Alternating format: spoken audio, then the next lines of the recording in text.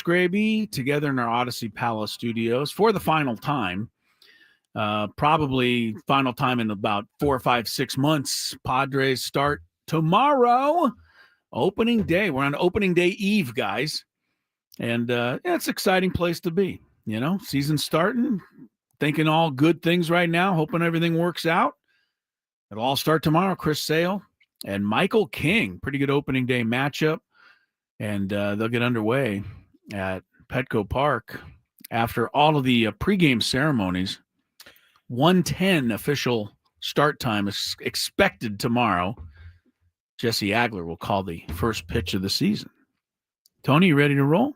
Indeed, I am ready to roll. Why not? Now I got my headset ready to rock and roll. Got to get my scorecards. I was going to say my colors ready for the Atlanta I was going to Braves say tomorrow. one thing that I've come to realize about Tony as far as preparing for his game each and every day, every night, is the scorebook itself, your scorecard, filling out the lineups, etc. Yes.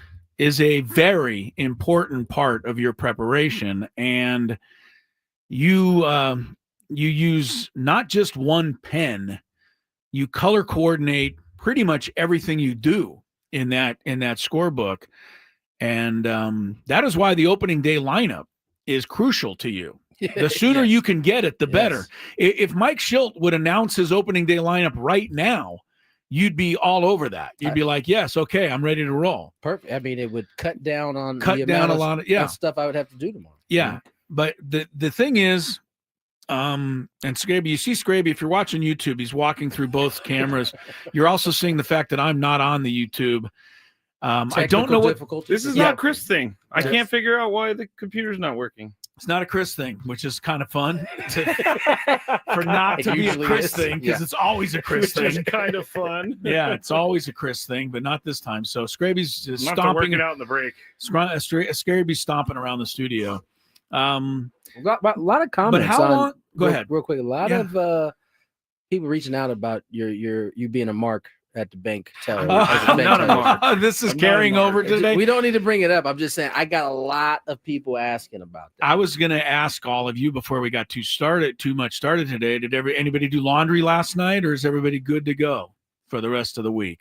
I was the opening segment yesterday. I didn't do it. Everybody's all cleaned up and raring to go. I thought it might be fun because there's really not a lot of news today, and the 26-man roster's pretty much been decided for the Padres, and I think pretty much everybody else around baseball's made their final moves. And Rafael Devers says he's going to, or at least they're going to put him at DH, which allows Bregman to play third base. And the Reds have a late injury list addition. Austin Hayes, their new left fielder, got put on the IL today, and a couple of last-minute moves were made everywhere. But when Mike Schilt fills out this lineup card tomorrow, Tony, the lineup card that you are anxiously awaiting, I think we should all predict what it's going to be tomorrow. Tomorrow's lineup. Now, we have to understand, and I'm sure we do, you got a left-handed pitcher on the mound for Atlanta who's not only just an any-day lefty, he's almost impossible to hit if you're a left-handed hitter. So what does Mike Schilt do to combat that tomorrow? I think I can tell you what he does right now. You already know what he's going to do. So you don't think I should even predict? You're going to just tell us what it's going to be. No, this is going to be my prediction. Okay. I think it'll be Toddy, Arise, Machado, Merrill, Bogey, Cronenworth, Gurriel, Lockridge, Maldonado. In that order? In that order. Wow. Toddy's going to lead off.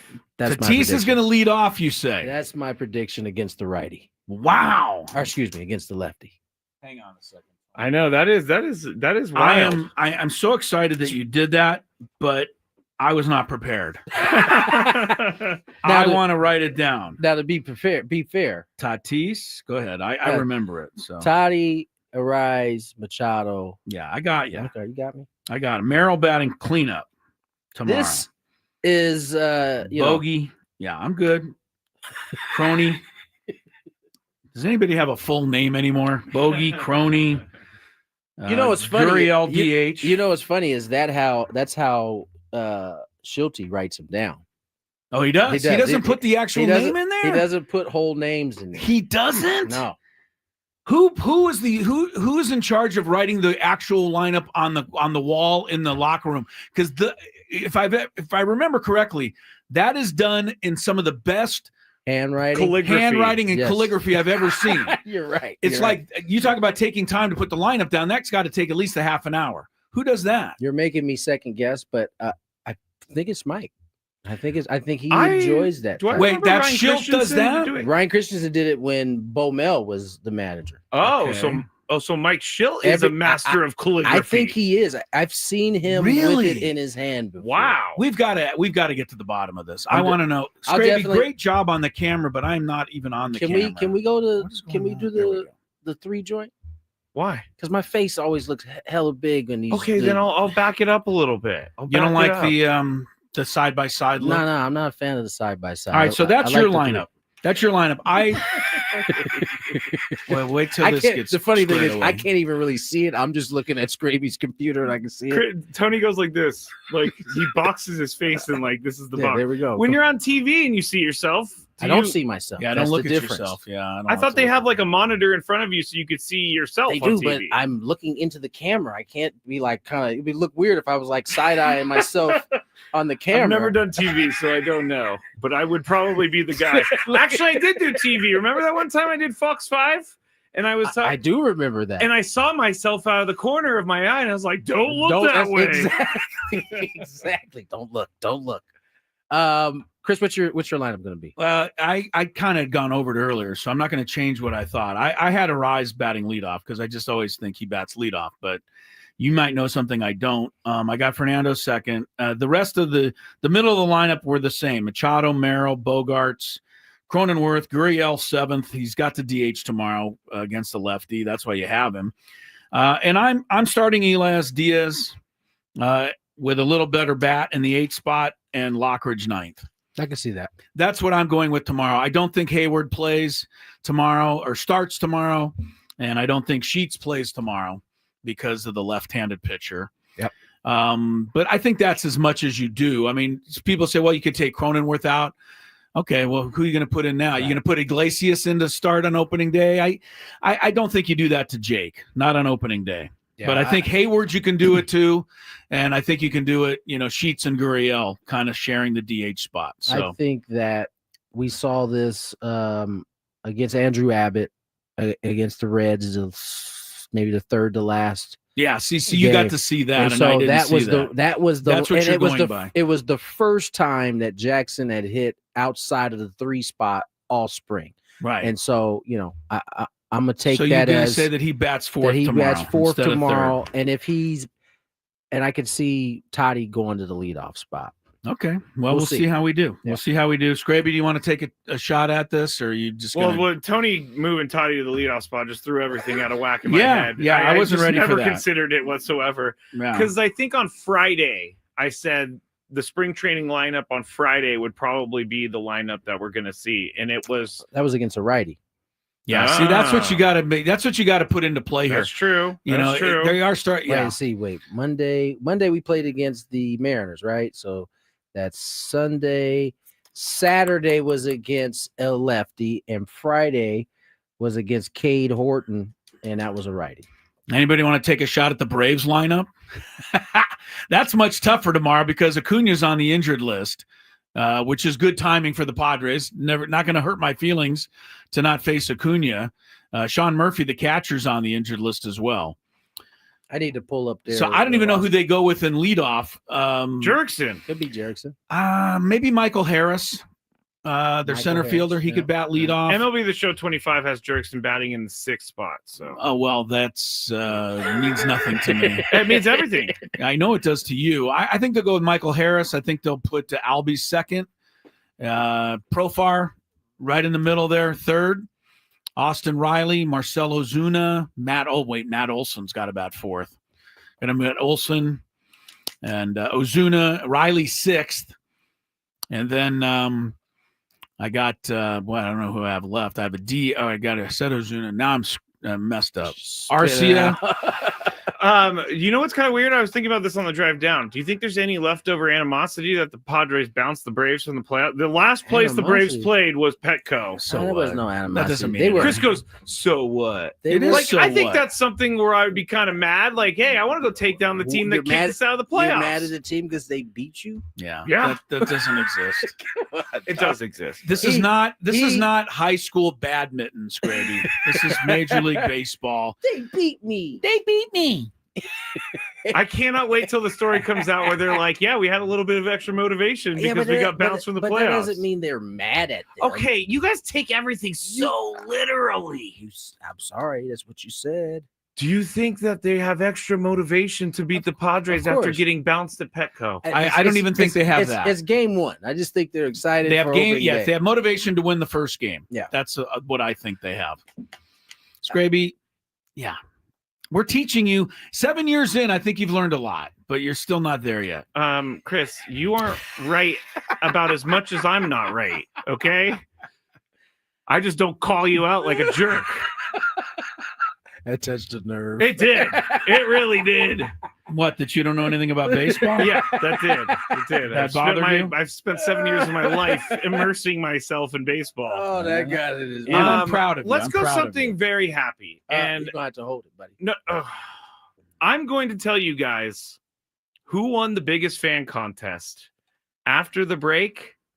And I couldn't be more happy for this person. Oh, really? We drew the winner. Yes, of the big 20. Ben Woods called this winner on the air earlier because he is that big of a fan. Yeah. I think we got it completely right. This person is the biggest fan. All right. How about that? So I'll tell you about we'll let you in on that when we come back. Well, some of the other things going on in sports, we'll touch on. Of course, we're on the eve of the Sweet 16 in men's college basketball as well. So that and everything on a Wednesday. Gwynn and Chris getting started here on 97.3 The Fan. I had the worst dream last night. You were in a car crash and the kids and I were on our own.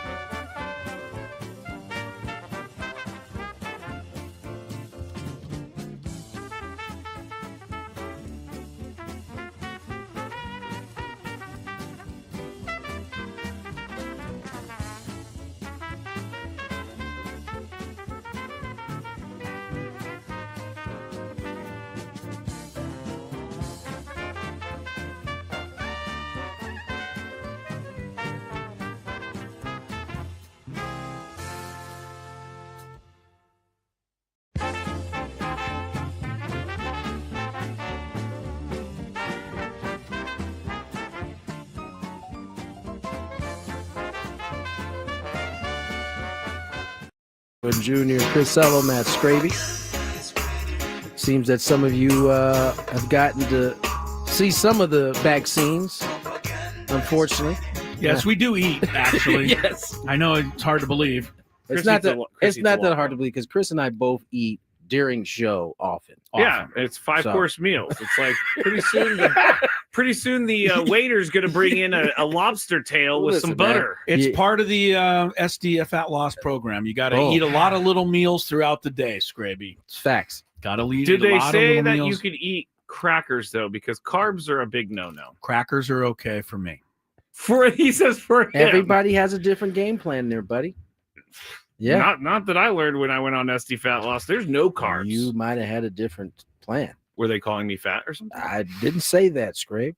You had a biggest fan you want to talk about. And I really am excited about this because, the biggest fan name, it didn't live. I don't think we got the right person. Like, I love the people that won. So you're saying that the person who won last time, they weren't our biggest fan. I realized I was digging myself a hole as I was saying that. I do love, we went to the biggest fan suite. We met them. They were amazing. He brought his whole family with him. It was great.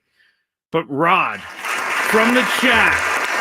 That's a fact. Is our biggest fan, and he has won the 20 tickets to the Guardians game. And guess what? Or I shouldn't have said Guardians. I'm messing up a lot right now, everybody. But Rod literally is our biggest fan. He is supportive of every single show on the station. He's supportive of every single time we go out in the community. He's supportive of everyone on the station. So a better person couldn't have won it. Usually has his whole family with him too when he comes out. He does. Yeah, He's it's incredible. I don't know that I think there's two of them because he works apparently as well, but he also shows up to everything else, and we really do appreciate you, Rod. So congratulations. Congrats on being the biggest. And did fan. all the other qualifiers? Like I could see. Here's my thing: had you been one of the listeners who qualified, and then been listening when one of the hosts saluted Rod as one of the greatest listeners in the history of the station, which he is, you would have called foul. I know you. So I stopped and I said, I'm digging myself a hole right yes, here you are. Because it came out wrong. Yes, it did. You are making all of the people who didn't win feel like you cheated. Can you not make it a big deal? It's already out there, man. You might as well just go ahead and just... Yeah. And I tried to save myself by saying that the family was very nice. They invited us into the suite. But who would we be, Gwynn and Chris, if we didn't actually expound on your mess up? Yeah, I guess there aren't too many mess ups that go unnoticed on this show. Come on, man. But all the people that have won the biggest fan contest before are fans. Yeah. Like, I'm not saying that they're not fans and they're not. I'm not saying that either. What I'm saying is that those who did not get selected for the grand prize because of your excitement for Rod, they are all going to feel like there were some shenanigans going on. We need to make sure that people know shenanigans. There were no shenanigans. We did not touch this thing at all. We did not select the winner. We were not involved, but Ben and Woods could have had shenanigans. Why are you putting them in there? They didn't have any shenanigans either. You said they announced the winner today. Do we know it was all on the up and up? I do. Okay. Yes. I do. All right. I do. I don't know why Chris is trying to get Ben and Woods to be the bad guys in this whole thing. Well, better them than me. Chris, they're like, can you select the winner? Chris is no like, nah, I'm good. I'm good. Can we talk a little bit about Mr. Devers? I don't know if you guys remember. I think Rafael Devers. Yeah. Yes. Mm-hmm. Boston Red Sox. This might have taken place before I left. I think we might have had this conversation when they signed him. Because Bregman gets signed. I believe Alex Cora told you at that time that he was going to be the third baseman. Devers kind of objected to that. Devers said, no, he's not. He's not. I'm the third baseman. I was promised a spot. Now, this was I think a class in how you handle the situation. From Alex Cora. We didn't hear anything about it until today. So my guess is that he let him run out there for spring training. At each time playing, Bregman has a day, he plays third. Devers has a day, he plays third. Right. And it probably became pretty obvious at that point. Who's better? Who was the better third baseman. Yeah. And who better fits that particular team at that position. And so today it was announced by the manager, Alex Cora, that Rafael Devers, you know what? I'll let him talk. After Scraby is ready for the video. Another mess up of mine. Not a mess up. I didn't really I forgot that there was a video, honestly. Okay. So Here it's is not Alex Cora on our sister station, WEEI, talking about it. I believe so. We had conversations throughout spring training, and he was very vocal about how he felt, and we made a decision. Alex is going to play third, Rafi's going to DH, and we all are in the winning business, and he understands that. It's like everything, right? You don't have to agree with it, but at the end of the day, what are we going to do to go out there and perform every single day? And he's been working hard, not only with his swing, but the routine. Of course, it's a little bit different, but somebody mentioned, can he do it? What? Every DH used to be a position player until there were DHs, right? JD went through the same transition in 2018. He was an outfielder. He became a DH, and you saw what happened. So we expect the same thing. The kid is ready to go. He's going to hit second against lefties and righties, and he's going to DH. And I think having Alex behind him is going to benefit him. And, honestly, I expect a great season from Rafi offensively. So, real quick, Ben wanted me to let you know that there were no shenanigans. Thank you, Ben. Yeah, sorry, He Ben. Let both of us know. Well, by the way. if he texted me, I left my phone in the car. What an is idiot that? I Yeah, am that's today. what you guys were going. And my over car about. is It's out there. far. I saw. I don't know if I'm gonna make it. Sorry, Ben, for that. So that's first. Now Good. back to Alex Cora. Clearly there was communication during this whole process, but when it got down to it, Alex Cora made a decision, and that's what they're gonna go with. Yeah. And now it's honestly, if we're being honest, now it's on Rafael Devers to go be a pro and do the best he can, even if he doesn't like it. I think Alex kind of got you. That's what he said. You don't have to agree with it, but for the sake of the team, for the betterment of the team, it works better if no shenanigans happen at this point moving forward. Unfortunately for Rafael Devers, this was the easiest decision Alex Cora has ever had to make. Facts. And if Alex Cora didn't make this decision, they'd be checking him to make sure that he knows what he's doing. Yeah. Bregman won the Gold Glove at third base. Devers has led the league in errors 3 times in the past 7 years. Yeah. He's not even a bad defensive player. He's like horrible. And Bregman's the best in the game, or one of the best, along with Manny. I want to throw that in. Right. But, this Cora had no other decision to make. No. And you're right. He handled it the right way, but just kind of leaving it go and then making the call. But because he had to do this. You could have fed it more fire by continuing to talk about it. And yes, that was smart. He'd stayed away from it, and I don't find it funny. It was interesting that remember when this happened, you had guys like David Ortiz coming out in defense of because he said Devers is a legit guy, and he is, no doubt. And that's why I think he's going to benefit from having. He gets 100 RBIs most seasons. Last year he had some injuries. Bregman behind him. He's going to have Duran in front of him. He's set up to have a really good year as long as he can But accept some guys, the fact that he is a designated hitter. But it's an adjustment period from what I hear from most guys that are For players sure. and then go to DH. Yeah, most guys don't like it. Additionally, right? You have to know what you have to learn what to do between your at bats, which sometimes can be an hour apart. In terms of you're not going out on the field. But the only other thing I would say is that they got a top prospect, Christian Campbell, now who's going to start at second base. But if Campbell can't hit his weight, then Cora may have to think about it. And, in order to put Bregman over to second and get Devers at third, if this young guy doesn't pan out. But it's still a possibility, but not right now. That's all the more reason why you should be a pro, because at the end of the day, it may not work out for the young man at second. They may have to move Breg back there, and you got to be in position and ready. Yes. To step in and play third base. It would not be great if Devers came out and said right now, all right, I'll be the DH, but I'm never playing third again. No. That would probably not be the best, response. You very well might. So that's interesting. We got a lot of different things going on today. We'll have Taylor Twellman will join us, talk a little MLS in the next segment. SDFC taking on LAFC. I know San Diegans are looking forward to that matchup. Also, LeBron James made a surprise appearance on the Pat McAfee show. And this is probably the most in-depth we've ever got a chance to hear from him on a lot of different subjects. We'll be covering some of that throughout the course of the show, but let's get to break here. As I said, Taylor Twellman up next, MLS on Gwynn and Chris.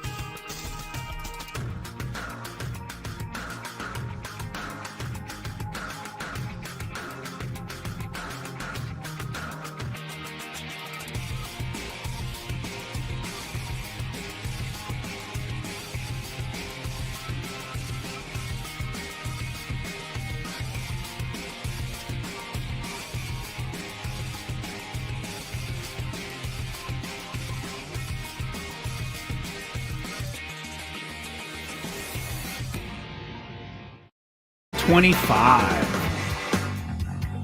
Padres and the Braves shortly after 1 o'clock at Petco Park, but we're going to be down there much earlier, folks. So get the party started early. 97.3 The Fan will be at Baja Rick's. It's at 176th Avenue. It's right across from the Hard Rock, just half a block away, basically, from Petco Park. And we'll be celebrating opening day. Ben and Woods get started 6 a.m., followed by the Braden Suprenant Experience until noon. And we're going to have deals on Coors Light, Blue Moon, Topo Chico, plus a special breakfast menu and $10 foot-long TJ dogs. I'm honestly thinking about just going down there out of my way, like around 10:30 and getting a TJ dog and then driving back. Special blowfish. I would love to see that happen. Rick, not Rick Baja Rick, but Rick, our sales guy, told me that if I called, he would have one ready for me, and then I could just drive by and put the emergency flashers on. No, Rick, don't run do this. in. Don't do this. What do you mean, don't do this? Make Chris work for it if It's he's a going to great get idea. a TJ dog. I think Rick's a great guy. I've always loved Rick. He's too accommodating to you. That's very accommodating. Special Blowfish Tequila Premium Margaritas, 97.3 The Fan will be at Baja Rick's, 6 a.m. to noon tomorrow for opening day. Then, of course, Sam Levitt will have the pregame show. But he's hard at work on that. Tony Gwynn Jr. will be writing his lineups out the second that Mike Schilt lets him know who's going to be This playing. will probably there. be one of the quicker ones we get. He's got to get it out early. He knows his lineup. He's got right now. He had all knows his lineup. season. Yeah. Who was the one manager we had? Oh, Jace Tingler. Oh my God, It drove Chris insane. I was doing the pregame then, and I needed the lineup just like you need the lineup, Tony. Ting was keeping you waiting. And I remember halfway through the pregame show, we still wouldn't have the lineup. Jace Tingler. God. I don't know that. I actually thought Jace Tingler was an all right guy, but the lineup thing just, drove me crazy. I think Jace Tingler, I've been thinking about this a lot lately for some reason. Okay. Because someone was bad-mouthing me or to me about Jace Tingler, and I was like, yeah, he may have not done the best job, but I don't think he had the best circumstances either. I think that he kind of was, I don't know, the setup for failure is the right way to say it, but came in during a COVID season. It just wasn't good. He did get the team to the playoff in 2020, and they beat Mike Schilt straight up in a series. That's true. That's true. Jace Tingler has that to that was the put in his that was the record season, wasn't it? Yeah, 2020. He was the manager. He was 2021 too. And 2021 is when the season got away from them, and that's when a different story. That's when the job got away from Jace Tingler. That's basically. a different story. Yeah. That's how that worked. I'm not saying he should have kept his job. I'm just saying I think he gets more flack than maybe he should. Maybe a little more than he deserves. The funny thing is, I don't think we knew how to win yet. No, the players think about it because 2020 was fun, but it was 60-game season. Yeah, right? It was weird. And then we saw the following year how good the Padres looked early. I mean, at one point they had like a 12.5 game lead. Oh, they were crushing it. Yeah. And then it just kind of floundered from that point on. And so, yeah, 2021, I remember doing those shows in August and September. Don't worry, guys, water will find its level. And they just kept sinking and sinking. Yeah, that was a tough time. Sinking. And before it was over, they were 79 and 83. They were 28 games out of first place in a season where it looked like all the while they were going to be in the postseason. Yeah, I did all those postgame shows. 2020, there was no Fernando Tatis. Oh, yes, there was. He was at shortstop. I beg your pardon. I mean, he was the one who caused the whole shot heard around the world with the Rangers, and he hit the home run 3-0. Let him play. That's when it really started. Yeah, that's when things went bad. Yeah, Jace Tingler said, no, Fernando was wrong, basically. And that then he moonwalked his way back to where it was too late. It was too late. He lost. He basically lost. Let people look back and say that's kind of when everything That's what Eric Hosmer said on his podcast. That's when it changed, that moment. There you go. Eric Hosmer would never lie. The interesting thing is just looking at all of that. I think going back to when Haas was talking was how there was a little bit. I don't know. It seemed as we're talking, there was kind of some confusion on how it should go, even within that dugout at that point. But they all eventually decided we're gonna back Toddy on this, or at least most of them did. Yeah. I will give each of you whatever I can give you. If you can name the Padres leader in victories as a pitcher in the 2020 shortened season in which they made the Oh my playoffs. God, I can't. Can you even think of who the pitchers see his were? face. Yes, I think I know. You think you have a guess I as to do. who led the team in victories that year? Is it Zach Davies? It is. Yeah. How did you get that? Good for you, Scrape. Because he started the playoff game, and we were like, he's their best pitcher this year. Let's go with him. Well, he was 7-4 with a 2.73. He had a good year. Denelson Lamet had a I 2.09. Zach Davies was How about that? on the team. Yeah, Zach Davies. I feel amazing right now. By Yeah, the way. I think That was you a good should. pull, man. That was a good pull. Great pull. That was money. I'm impressed with you, Scrape, on that one. Thank you. You know, And Chris never says that. No, And I'm that never is impressed true. with you. That So, is true. well, yeah, there's a reason I never say I'm impressed with him.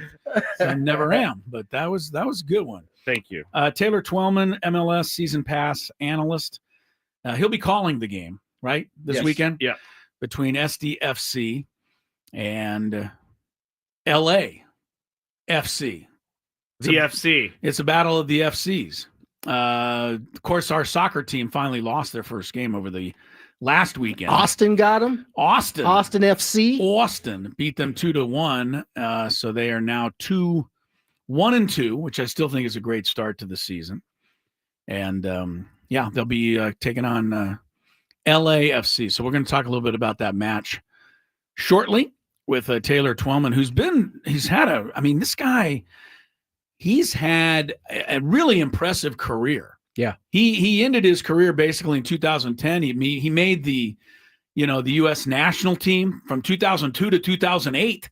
So he's on that for 7 years, but he's already one of the top TV soccer commentators out there. He's only 45 years old. This guy's done a hell of a job. I like Taylor because he speaks passionately about it, and he speaks the truth. And that sometimes is tough to hear when it comes to listen to talking about the USA men's national team, because he has been critical of them at times. So I enjoy his work.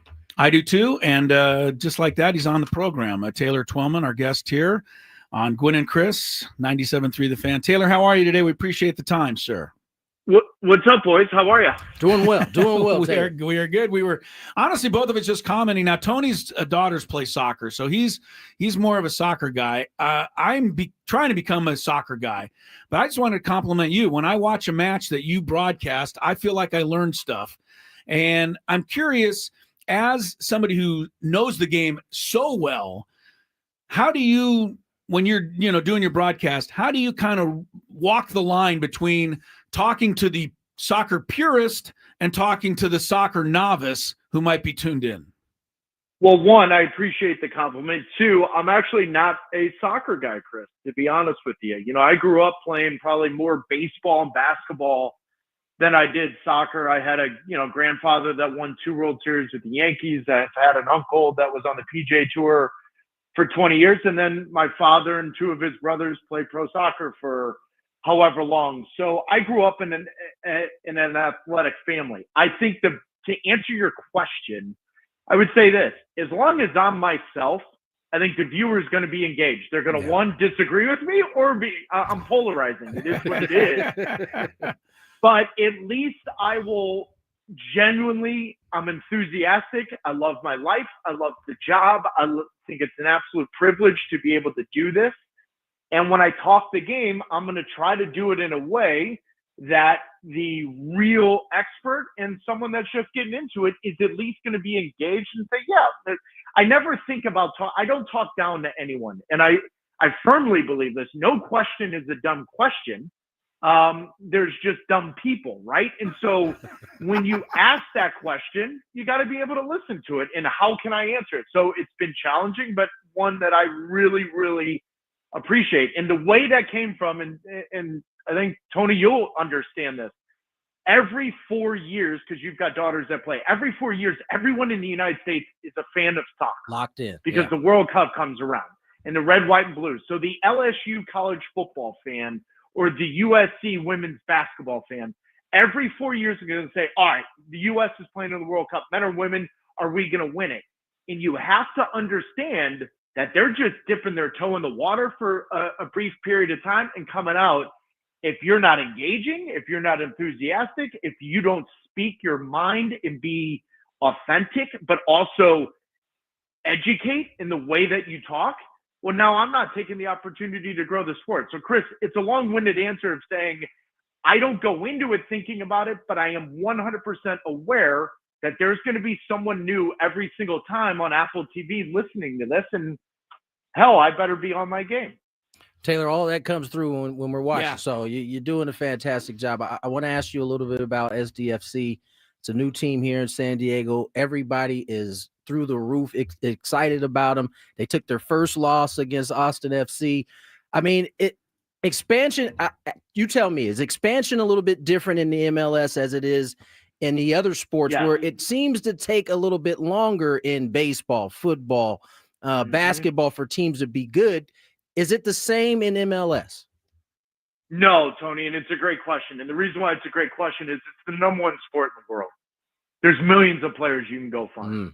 If you expand in baseball, you're taking everyone's third or fourth starter, right? So naturally, the pitching staffs are going to be depleted for a little bit, or expansion comes around, and now you're talking about a double-A roster that's playing in the majors when truly it shouldn't be. Now, the NHL is a little interesting, right? Because Las Vegas Knights came in right away and blew the doors off of it. But why is that? Well, it's more of a global game. And so I think when the game is so global, the way soccer is football for everyone else outside of our country, Tony, I don't think it is. I think there's a million different ways you can skin a cat. There's a million different ways you can play this game. There's a million different players that you can go out and find and build your identity. San Diego's got that. They're doing well. I think they're going to be tested Saturday night. I think it's going to be one of the hardest games they've played. And they're not as deep. So to answer your question, sure, they've had success. But if they still go through these games, missing 4 opening day starters the way they did against Austin, buddy, I'm telling you right now, it's going to be a tough slog to get to the end of the year and try to get into the playoffs. Taylor Twellman is with us, MLS season pass analyst, soccer guy, and we're excited to have him on the show. It still was stunning when SDFC scored those 2 goals at the end of the match and in the second half to beat LA Galaxy, the defending champs.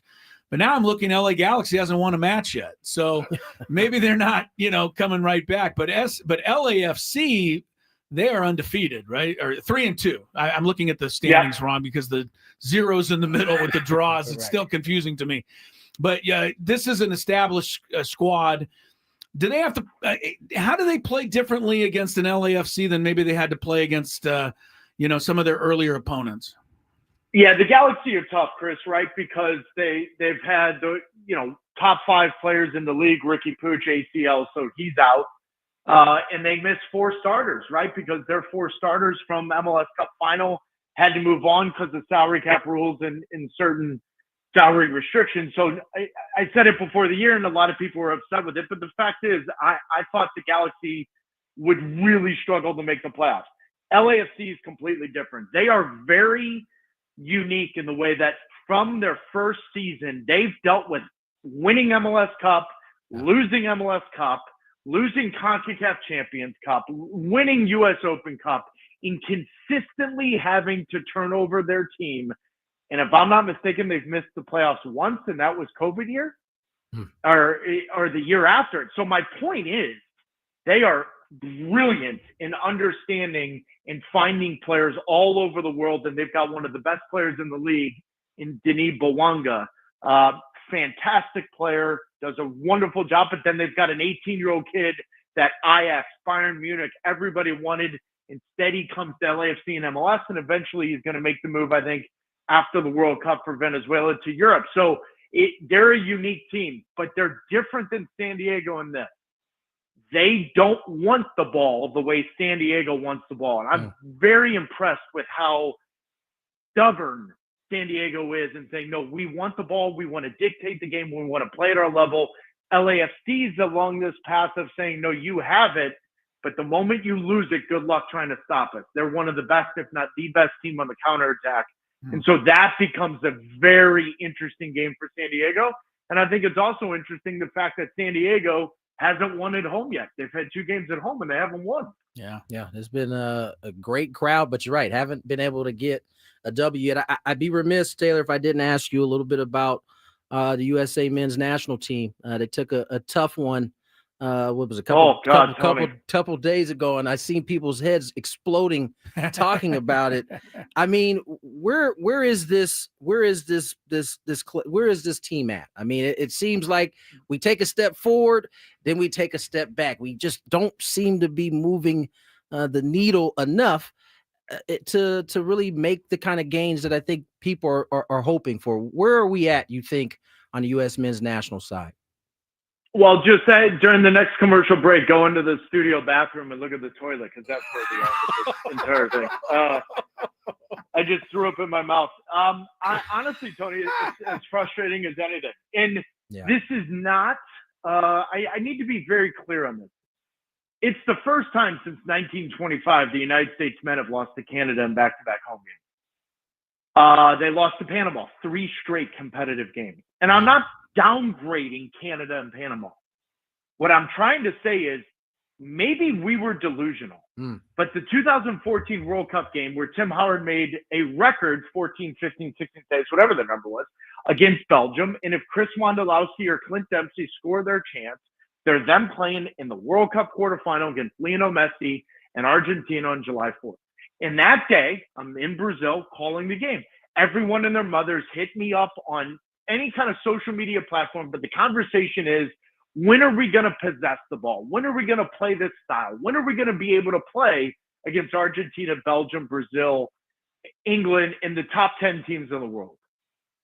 10 years later, you're losing to Canada at home, which, by the way, may have a better roster than the United States. They have a United States coach that, quite honestly, should have been the head coach for the U.S. men, but that's a completely different radio show and a different conversation. The point, it's disturbing to me, and I need to raise my hand. I'm part of the problem. I said this generation was the golden generation. And in fairness to myself, we've never, my generation before me, and the generation after me, we never had players at Chelsea, Dortmund, AC Milan. Tony, we didn't have that. But now we do. So naturally you say, oh, we're going to be better. The reality is they're not. They're not better. And so that goes to show you. And by the way, this isn't basketball where if you have the best player in the world, you win. No, it's not. If that was the case, Messi would have 4 World Cups. He's got 1. It depends on cohesion, your team, everything else. But the fact that you're asking me about the Nations League at home and you lose to Panama for the 3rd straight time, and Canada, back-to-back home games for the first time since 1925, I have to raise my hand and say sorry to the general public. I thought this was the golden generation of player. They're lucky, extremely lucky, that they're automatic qualifiers for the World Cup, because I'm not sure they would qualify. Taylor, it certainly seems like, because I had a follow-up, but I just get the feeling that that's going to take far longer to answer in terms of where do we go that's from right. here. Both you and I have to run to the bathroom. Well, you got to go to the bathroom and take a picture and send it to me. At some point, we've got to have you back on, because I'm fascinated by why, because you're right. For a long time, it was said if we start getting our players over in some of the Premier League, some of the better leagues, we would flourish. And we do now, but we still are seeing the same product. Tony, the short answer to that is that means the rest of the world, though, has to be stagnant. They're getting better, we assume that the moment we got players over there, everyone else is not. No, we have to grow so much exponentially to catch up with the rest of the world. That's the difference. We'll keep trying, I'm sure. No doubt. In the meantime, we are loving what we see here in San Diego, SDFC, and having you on to talk soccer, man, that gets everybody, I think, excited about it around here. And I know we'll have a sellout crowd there Saturday night, and the fans are having a lot of fun. I'm glad San Diego has soccer, and I'm glad we had you on the show, Taylor. Thanks so much for the time. Thank you, Taylor. Yep. Chris, our sport and our league's much better with people like you talking about it, so I appreciate it. Very nice. Thank you, Taylor. Taylor Twellman right there from the MLS season pass analyst. That was pretty funny, Tony. I got to be I- honest. listen, with you. I mean, he- how's the soccer team look? Well, run to the bathroom. Oh man. Listen, he That said it. was He kind of funny. alluded to it. Yeah. People either can't stand his opinion or they love his opinion. Well, but he always gonna keep it a buck, though. I love it. you know that I like somebody who's polarizing Yeah. like that because I feel I fall into that category many times myself. That was some high praise at the end there. I'm gonna delete that from every Yeah, single get that out of podcast there. we have so that no one ever hears that again. Very nice, Taylor Twellman. SDFC, LAFC, Saturday night at 7:30 at Snapdragon Stadium. We'll take a break. A little daily gambit headed your way as Gwynn and Chris rolls into hour number 2.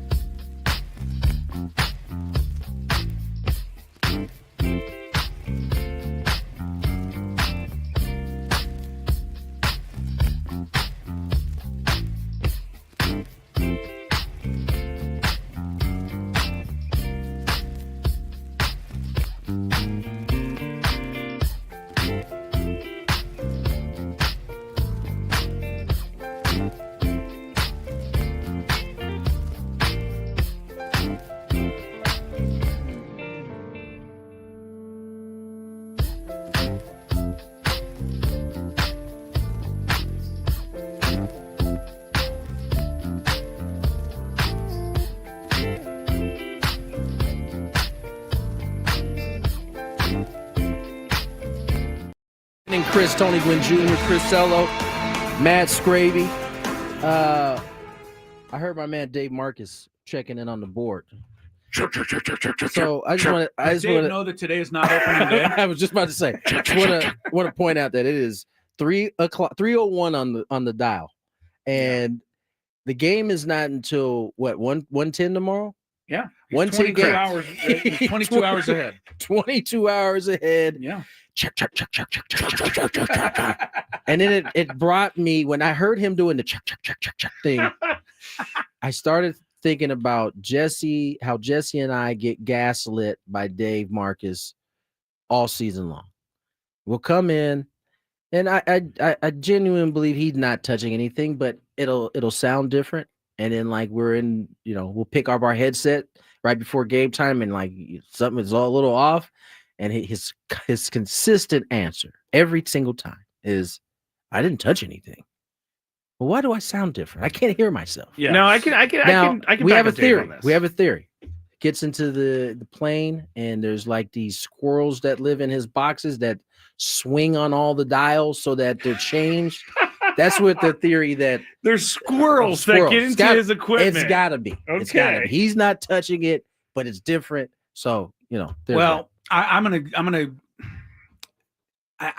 hesitate to do this, but I'm gonna stick up for Dave. Stick up for Dave? I am, because I carry the basketball radio gear all over the country with me, and nice that you carry some of our stuff too. So he can relate. So I can relate. And every time I sit down to plug it in, when I'm in Wyoming or New Mexico, I got to redo all the dials every time. And I don't touch them before I put it away. Okay. So I have the same squirrels that Dave does, because you would think, because the game's over, I don't touch anything. Then when I pick up the equipment the next game, I got to fix it all. Yeah. So, okay. I'll make sure I pass it along to Jesse, so maybe we won't be as hard. I'm also going to come to Dave's defense, because two defenses for Dave. Yeah, because sometimes things don't change. People's ears might be different that day. That's another one he likes to use, by the way. Maybe you got a little bit more wax build up in your ear. No. Because when I hear you guys, and I know that there's been some behind the scenes, and I listen to you guys, I'm like, they sound exactly the same. Yes, because Dave does a hell of a job. We need to sound the same in our own ears, though. Yeah, I can understand. I've heard it tinny before, which you guys don't. I mean, you don't want to be tinny. Yeah. Nobody understands. I don't know what that is, but you don't know what tinny is? Nobody knows. Nobody knows. What is tinny? It's kind of like. Give us an example. Come on, man. See, you can't do it. I don't have one. No, you don't. Is that even a real word? Yes, tinny? it is, but I don't know. It's a radio term. It's something. Tinny means it sounds like you're kind of inside of a metal structure. Absolutely. Yes, okay. I've definitely experienced that one before. Okay, tell Dave next time. Dave, I sound too tinny. Okay, I didn't know how to describe it. You just helped me. Yeah. Okay. So now he can't play. Chris over here trying to get me. Nobody knows what it is. All right. We do have a daily gambit to get to. Oh, wait. Dave is listening, guys. Okay, he wants in on here this he is.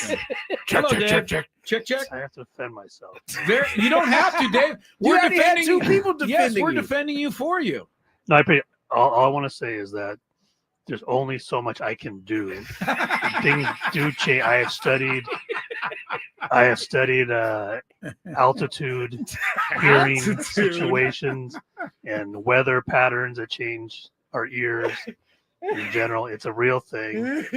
So, I mean, literally, I will change nothing, and sometimes I'll say something's changed. I say, I wish I could say something changed, because nothing has changed except.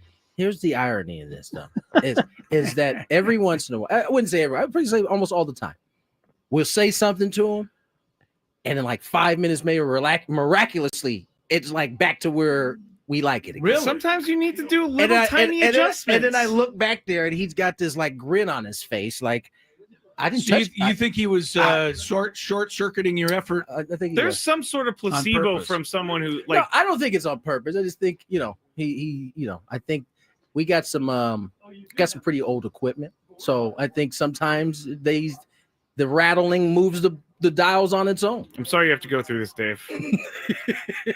I don't take it personally. I it's more frustration that I can't make it exactly perfect. In all honesty, Do you hear that in his voice?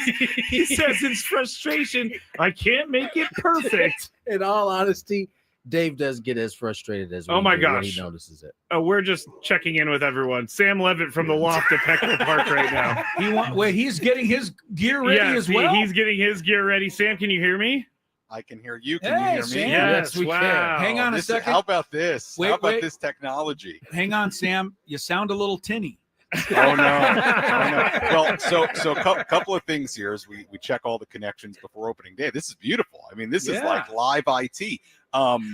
Number one, I would encourage people to come to the Loft and check out everything new here. It is renovated in here, new furniture. They've got a Papa Shop. They've got a pinball machine. They've got just start brand doing new a commercial? Oh, they got everything in here. And I will say though, for those of you who like to, I know I just launched into like salesman mode.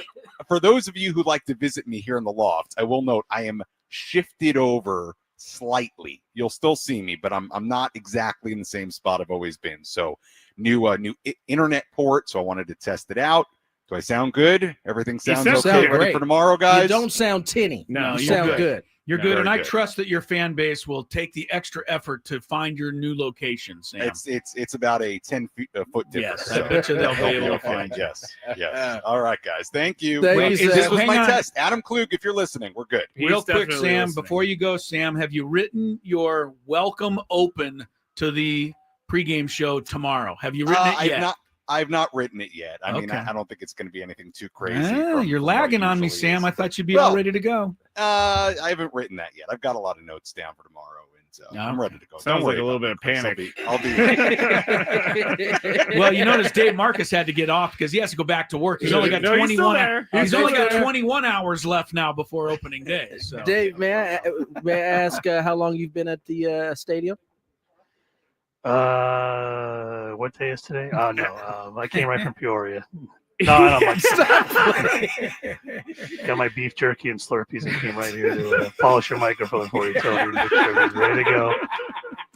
Your throne is prepared, and your private walkway, so no one else can get around you, is secure. So we're all good. Make sure the considering there's only one body that can walk through that walkway anyway, I think we're all right. Make sure the helicopter port is clear and ready for his arrival tomorrow. Thank you very much. Yes, that would be All good. right. Thanks, guys.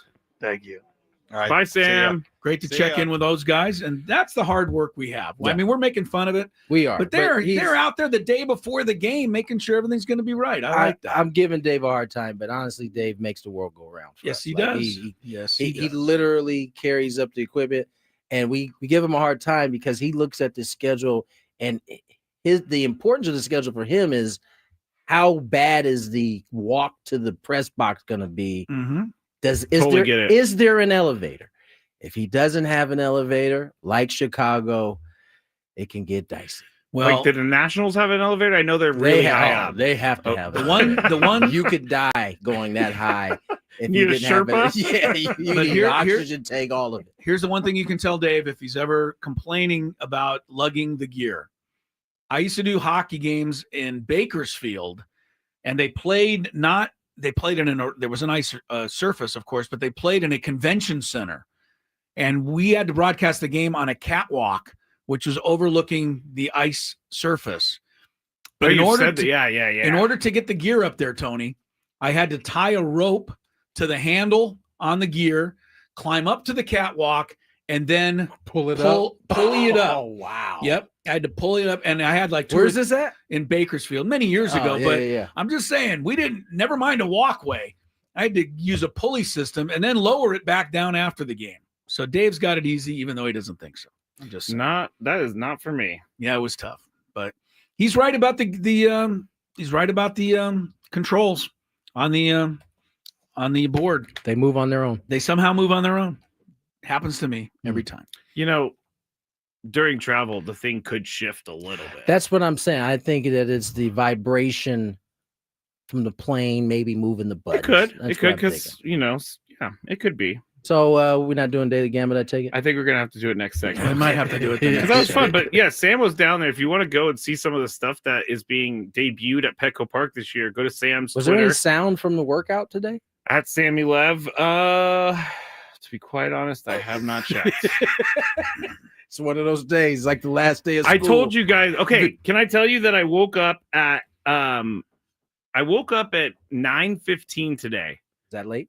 Really late. I'm late. usually up at 6:30, and it just threw my entire day off. So you're 3 hours behind everything. Then. Day off. Yeah, I'm 3 hours behind. I told Tony. Tony walks in at 12:55. I'm like, man, I thought I was going to get some time to do this. No, that's not what I walked in. Chris, I said, "Ha! You don't get any alone time today," because I saw he was just sitting down when I walked in there. So for whatever reason, I was because I had to go down to the stadium and get my credentials. That's why I didn't feel like driving back home. So sorry I interrupted your day. No, you didn't. It was just like I told Tony. I just looked at him. I said, completely honest, I'm really behind today. I'm a little upset that I missed an opportunity there with Dave Marcus on to remind him that he's only 10 days away from having to set up the gear in Sacramento.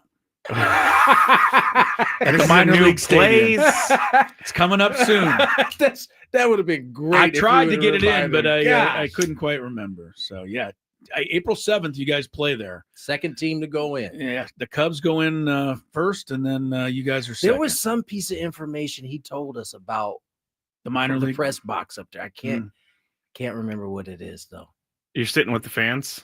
That'd be a new experience, right? Your third baseline. Mud and those guys did that, didn't they? Didn't they do that a while back? Many broadcasters they did from the outfield. Yeah, from the best seat in the house, I think they called it. Yeah, there's many announcers have tried that. All right, let's get to break. We will do our daily gambit on the other side. More Gwynn and Chris. Here's some traffic. From the 8-5. I actually got in trouble once when I worked at the bank for looking up a celebrity, and it was totally wrong on my part. Totally wrong. Looking up their account number? Just I searched her name in the account system, and what is wrong with you? I was like 19. You'd be better off. You'd be better off admitting that you wore your underwear inside out. Frankly, this guy is just searching up people's accounts. It only happened that one time because I got caught. How did you get caught? The account was flagged, and anybody taking a look at it gets logged, and so I got called into the boss's office like 3 days later. What did that come? I'm sorry, I gotta ask, but nobody's supposed to be doing this preview. What did that conversation? How did it go? Well, why were you looking up Paris Hilton? Is that who it was? I can neither confirm nor deny. Oh my! I can neither confirm. That's really funny, Chris, that you just yelled out that name out of all names. No, but I walked in. I got called into the office, and I sat down. And all my boss. I loved her. She was great. Her name was Sharon. Amazing boss. She just slid the piece of paper in front of me. You knew. Said, "Did you visit this account?" And I looked. Yeah. She was like, "We're gonna have to write you up for this, and if you do it again, we're gonna have to fire you." And I said, "I'll never do it again." And I got out of there as soon as possible. I took everything, but it was not good. Not good. Just curiosity, huh? He's like, I wonder how much they have in their account. Yeah. I mean, before I got caught, I did look up athletes. And, Oh my God! I'm so glad you're sitting in this seat now. Yes, I'm so happy you're not doing any job that can be dangerous to people's futures. this was in the first year that I was there. I learned my lesson As thoroughly. Chris, as I said, as soon as they walked in, there was like, Yeah, that's that our window. guy right there. That's our window. We're gonna take him down. Yep. Just lucky I didn't get caught for like. I can't even say. I'll tell you guys off break whose account I saw It's and how diabolical. much money they had sitting in their checking account. And this was how long ago, too, by the way? Ooh, 2009, 10. Way before I became a good person. Didn't Bank America end up getting in trouble, or was that? It was one of those banks got in trouble. all of them get in trouble Yeah. for selling information, but Hiring folks like you. I wasn't selling any information. I was just wanting to see what was going Just on. curious. I didn't check their account activity, which I could have been like, oh, they bought this here. I'm going to go up there. You know, I'm not that creepy. Well, that's stock. Oh yeah, you're not that bad. I'm not that creepy. This is amazing, by the way. We're supposed to be doing. How are we supposed to do baseball picks under I these don't think we can circumstances? anymore. I think we gotta push it. You guys never did it? Well, I mean, No, Scrape. We didn't. We didn't do it. Really? okay. Like you work at a bank, you're looking at people's account information? That's unbelievable. It only happened for a little bit, and then I got in Only trouble. for a little bit. I can't stop laughing at this because it is quite hilarious, Scrape. But you were saying that I may have gotten robbed or whatever. I actually did get robbed when I worked in San Francisco, and they're called quick change artists. how long did you work in the banking industry? 8 years. I was a teller supervisor when I finished. I was also the merchant teller, which took in around $150,000 in cash a day. Guess what? Always balanced at the end of the day. Yeah, I bet. But there was a guy who walked in. He had about $5,000 in hundreds, and he handed it to me. He said, "Can I get 50s for these?"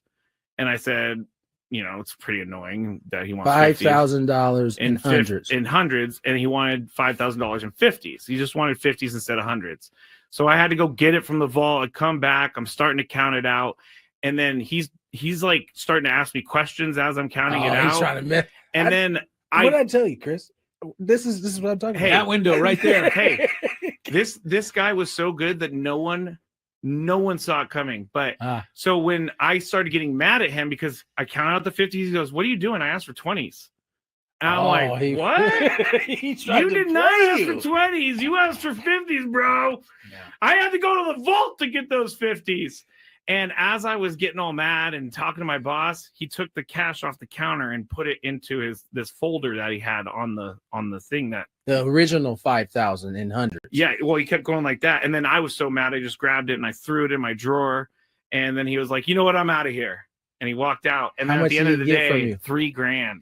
He got an extra 3 on you. $3,000. Yeah, he got See, $3,000. The thing about criminals like that, they can sniff out a mark really I'm easy. not a mark. You are 1,000%. I a was mark. actually the bank's dog. They got you for 3 extra. and that's the only time in my 8 years that I ever had anything happen like that. I'm sure there are people who've been there 8 years that never had 0 taken. Scrape, I got a 20 here. Can I get 5 5s, please?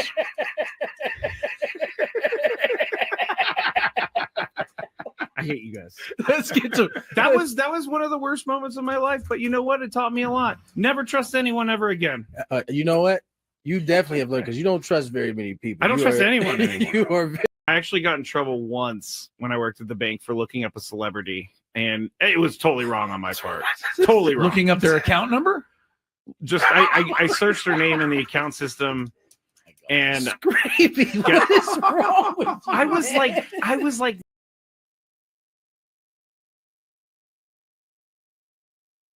All right, pleased to be back with you. Gwynn and Chris, 97.3 The Fan. Schedule for opening weekend. You know, tomorrow, 1:10, Michael King, Chris Sale. Friday, 6:40 p.m., Dylan Cease, Reynaldo Lopez. Saturday, it's a 4:15 game, nationally televised on Fox. we'll be broadcasting before that game. Yes, we will. Right. Out and about. Tom's Watch Bar. Sorry, Tom's who? I keep. It's called. Let me just get the right. Yeah, go ahead. get the right get it name. right, please. Go ahead. Yeah. It's not because you guys. I did this to myself. You I did. this to You didn't have to myself. jump in and interrupt me I at know, all. I did this to Could have just myself. sat there. Yeah, I had it right. Tom's Watch Bar, 8th and J from 10 Tom's a.m. Watch Bar. 8th and J from 10 a.m. to 3:15. All right. Then Sammy's pregame, 4:15 Saturday. Spencer Schellenbach will pitch that one for Atlanta. No pitcher has been announced yet for the Padres. And then Padres, as you may know or may remember, are on the first Sunday night baseball game of the year, 4 o'clock Sunday night. A.J. Smith-Shaver will pitch for Atlanta. Again, no pitcher has been named yet for the Friars. So you're up to date there. Let's get to today's daily gambit now after no more interruptions from Dave Marcus.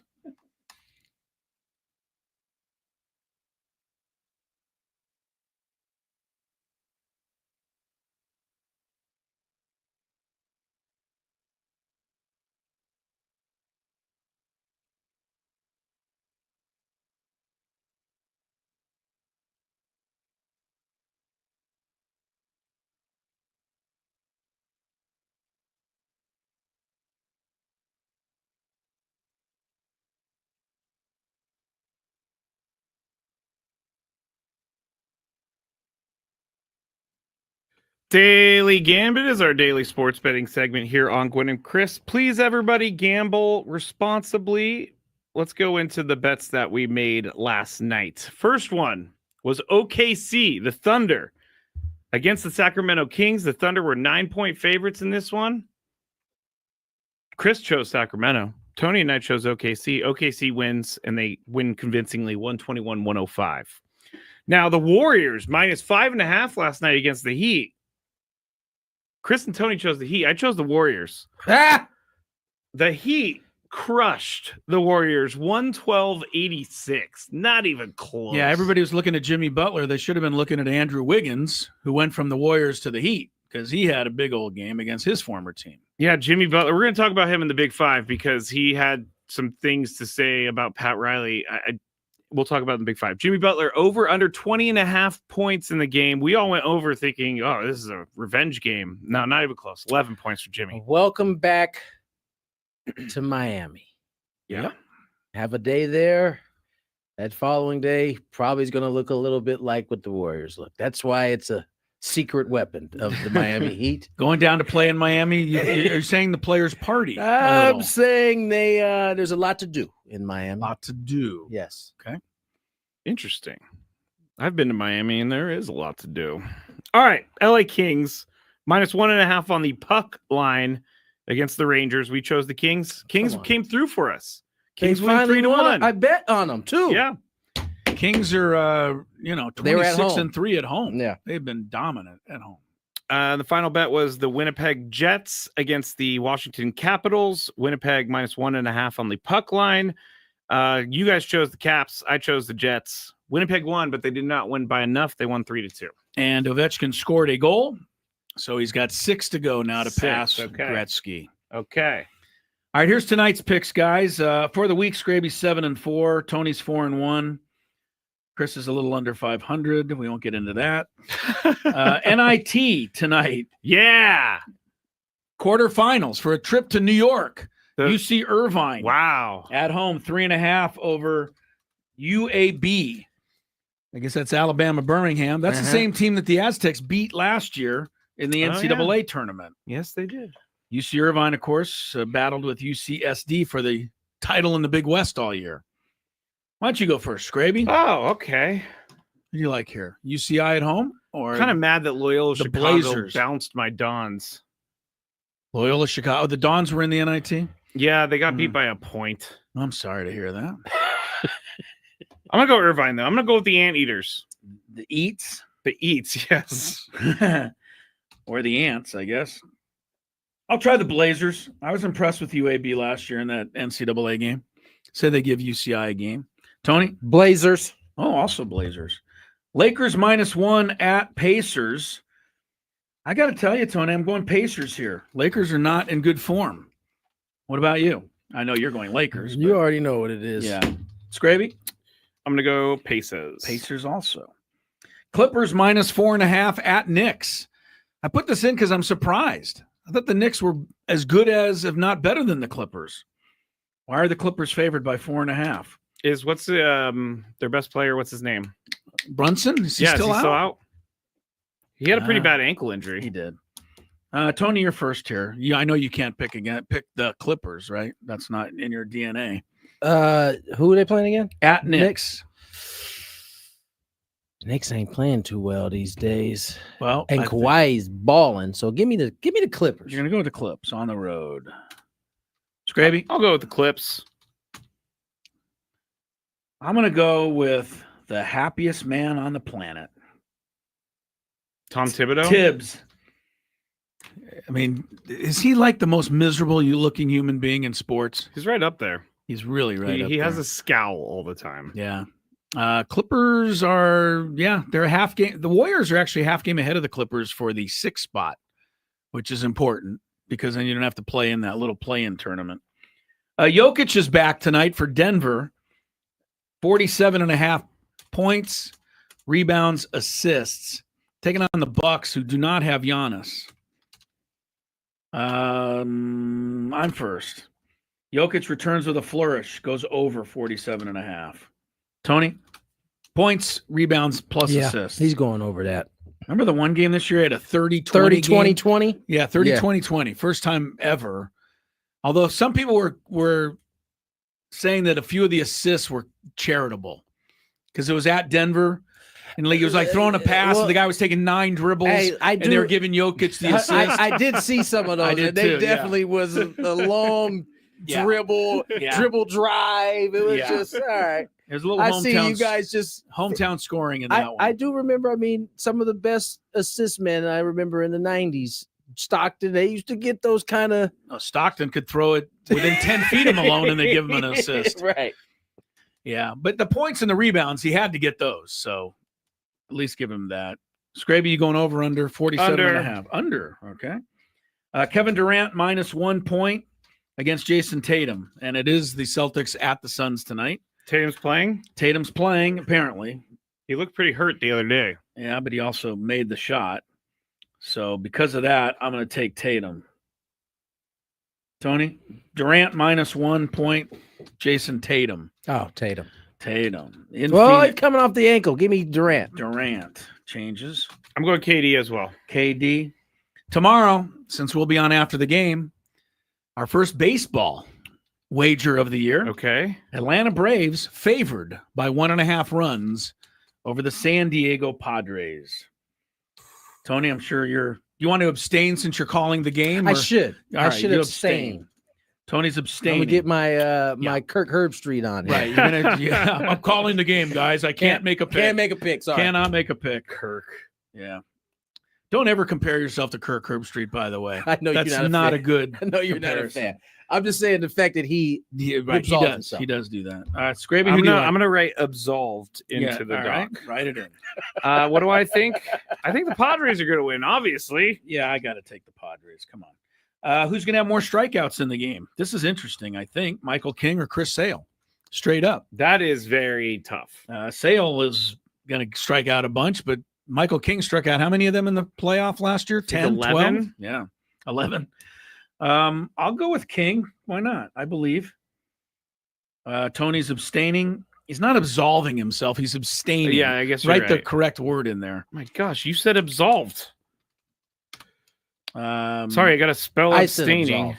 Oh, That was okay. me. That wasn't Chris. Sale. Doesn't I matter. can't- Sale Shouldn't or have King? attacked me either way. Scraby, Sale or King? Straight Oh up. strikeouts. man, Who gets more? This is tough. Yes, it is. That's This why is very it's- tough. That's why they build casinos, because these are tough. Tony, how have they been striking out this year in spring training? The Padres? Yeah. It's hard to say. They're a 'cause- contact In team. spring training? because I can't remember all the line switches. I think the starters didn't punch that much. I'm going King. Well, that's good. Good research there, Scraby. Thank you. Finally, one hockey game. The Ducks are home. They're still playing? Yeah, hockey's got 10 games to go still. They're stretching it out. Ducks are 1.5 over the Boston Bruins in Anaheim. How bad are the Bruins these days? Bad this Really? year. Yeah, they're 3 games under 500, which for Boston is a really bad Because season. aren't the Ducks terrible too? Ducks are only 2 games under 500, so they both have Wow. almost the same record. Tony, you're back in here. Do you like the Mighty Quacks or the Bruins? -1.5. Ducks favored. Bruins. Oh, Tony. Scraby? Ducks. Yeah, I can't go with the Ducks. Bruins. There's a lot of Boston fans out here for hockey. I bet you there'll be a lot of them at that game tonight. There's a lot of Boston fans in general. out here. Yeah, everywhere. Yeah, fair enough. A lot of people from Boston move out here. Yes. Go back. I say.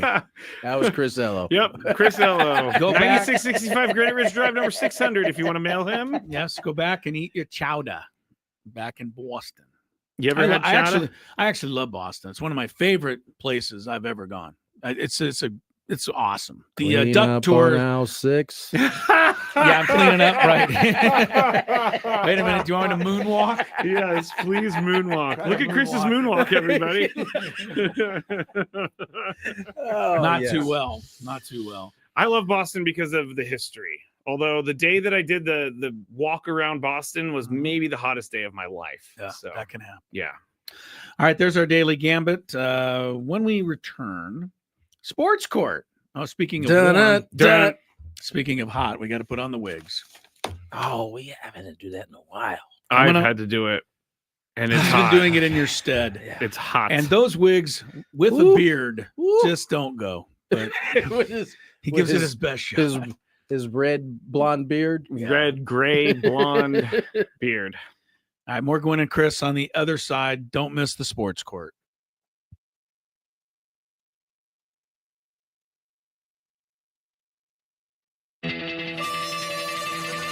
I mean, I think first you can have that belief when you put the kind of work in that you do, that your body's going to heal right, and just trusting it. You talked about being an extension of the coaching staff. I would guess that that's going to be even more so this year with you not being able to actually do the physical part. Yeah. Is there something that you've tried to do this offseason to kind of get you into that mode in terms of being that extension? Because the reality is, although your arm might be useless in 25 this year, your mind's not going to be. Right. And there's still a lot of guys, especially the ones who may be vying for your spot in the rotation, that could lean on you a little bit. Yeah, I mean, it's my job to help prepare these guys the best I can, and like guys like Waldron, guys like Randy Vasquez, Johnny Brito, those are guys that are have really good stuff and are not far away from being middle of the rotation to top half starting pitchers. Yeah. So trying to share some things. That's something we talk about all the time in the clubhouse. Is like you bring something to the table on the field. Every day. That's kind of what brings you here and gets you to this level. But days that you're not playing as a starting pitcher, that's a majority of our days. You pitch once every 5 days, so making sure you bring something to the table is something we always talk about. So even though, like you said, I'm not going to be physically on the field pitching, I got to find a way to contribute, and a lot of that's just been better communication with the staff. And I'm really excited this year to be able to sit in more of the coaches' meetings and see how they game plan and how they come about their approach to certain teams. And I feel like when I come back in 26, I'm going to have a whole plethora of knowledge and things that I hadn't experienced before to add into my game. So. I just have to say this. I play with a lot of guys, and not all of them are going to take as serious as Joe is taking this part serious, which is getting into those coaches' meetings. Coaches are here a lot earlier than the players, Are they, man? especially during spring training. So the fact that he's going to be willing to do that, I think that's awesome, man. That's what separates you from a lot of these other guys out there. Right. We're talking to Joe Musgrove here, Padres pitcher, 97.3 The Fan. And I have to ask from the fan perspective, because Tony, every day on the show, whenever a team in the National League West signs a new big-name player, all of us fans are kind of like, why? And Tony says it doesn't matter. They still have to go out and play the games. Right. When you see that happen, how do you feel? Yeah, I mean, it's a different perspective as a player.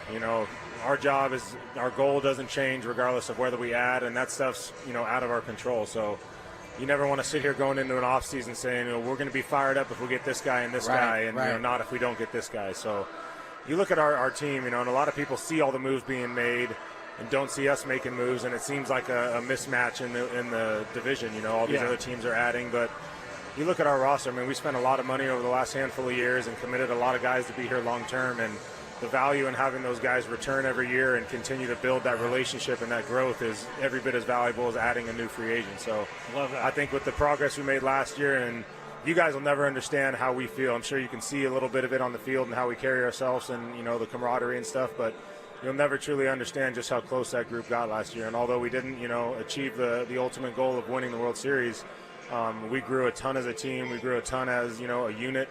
And I'm super excited that we got most of these guys coming back. We got the whole staff coming back, and we can kind of pick up where we left off. Well, last one for me, because you kind of just hit on it, and I think it's so important. The continuity, right? This is, what, year maybe 3, 4 of this nucleus being together.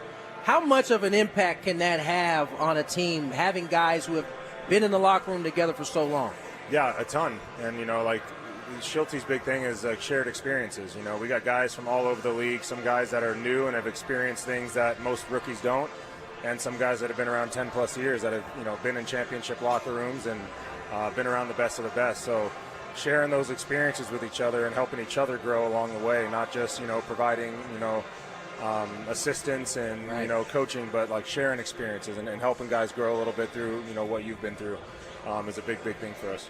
Joe Musgrove, ladies and gentlemen, this is a good one we got here, man. Joe, appreciate you, brother. Thanks so much, Joe. Pleasure, man. Quick healings, and enjoy the rest of your day, sir. man. You guys enjoy the rest of your day. Thank you very much. I mean, I think first you can have that belief when you put the kind of work in that you do, that your body's going to heal right, and just trusting it. You talked about being an extension of the coaching staff. I would guess that that's going to be even more so this year with you not being able to actually do the physical part. Yeah. Is there something that you've tried to do this offseason to kind of get you into that mode in terms of being that extension? Because the reality is, although your arm might be useless in 25 this year, your mind's not going to be. And there's still a lot of guys, especially the ones who may be vying for your spot in the rotation, that could lean on you a little bit. Yeah, I mean, it's my...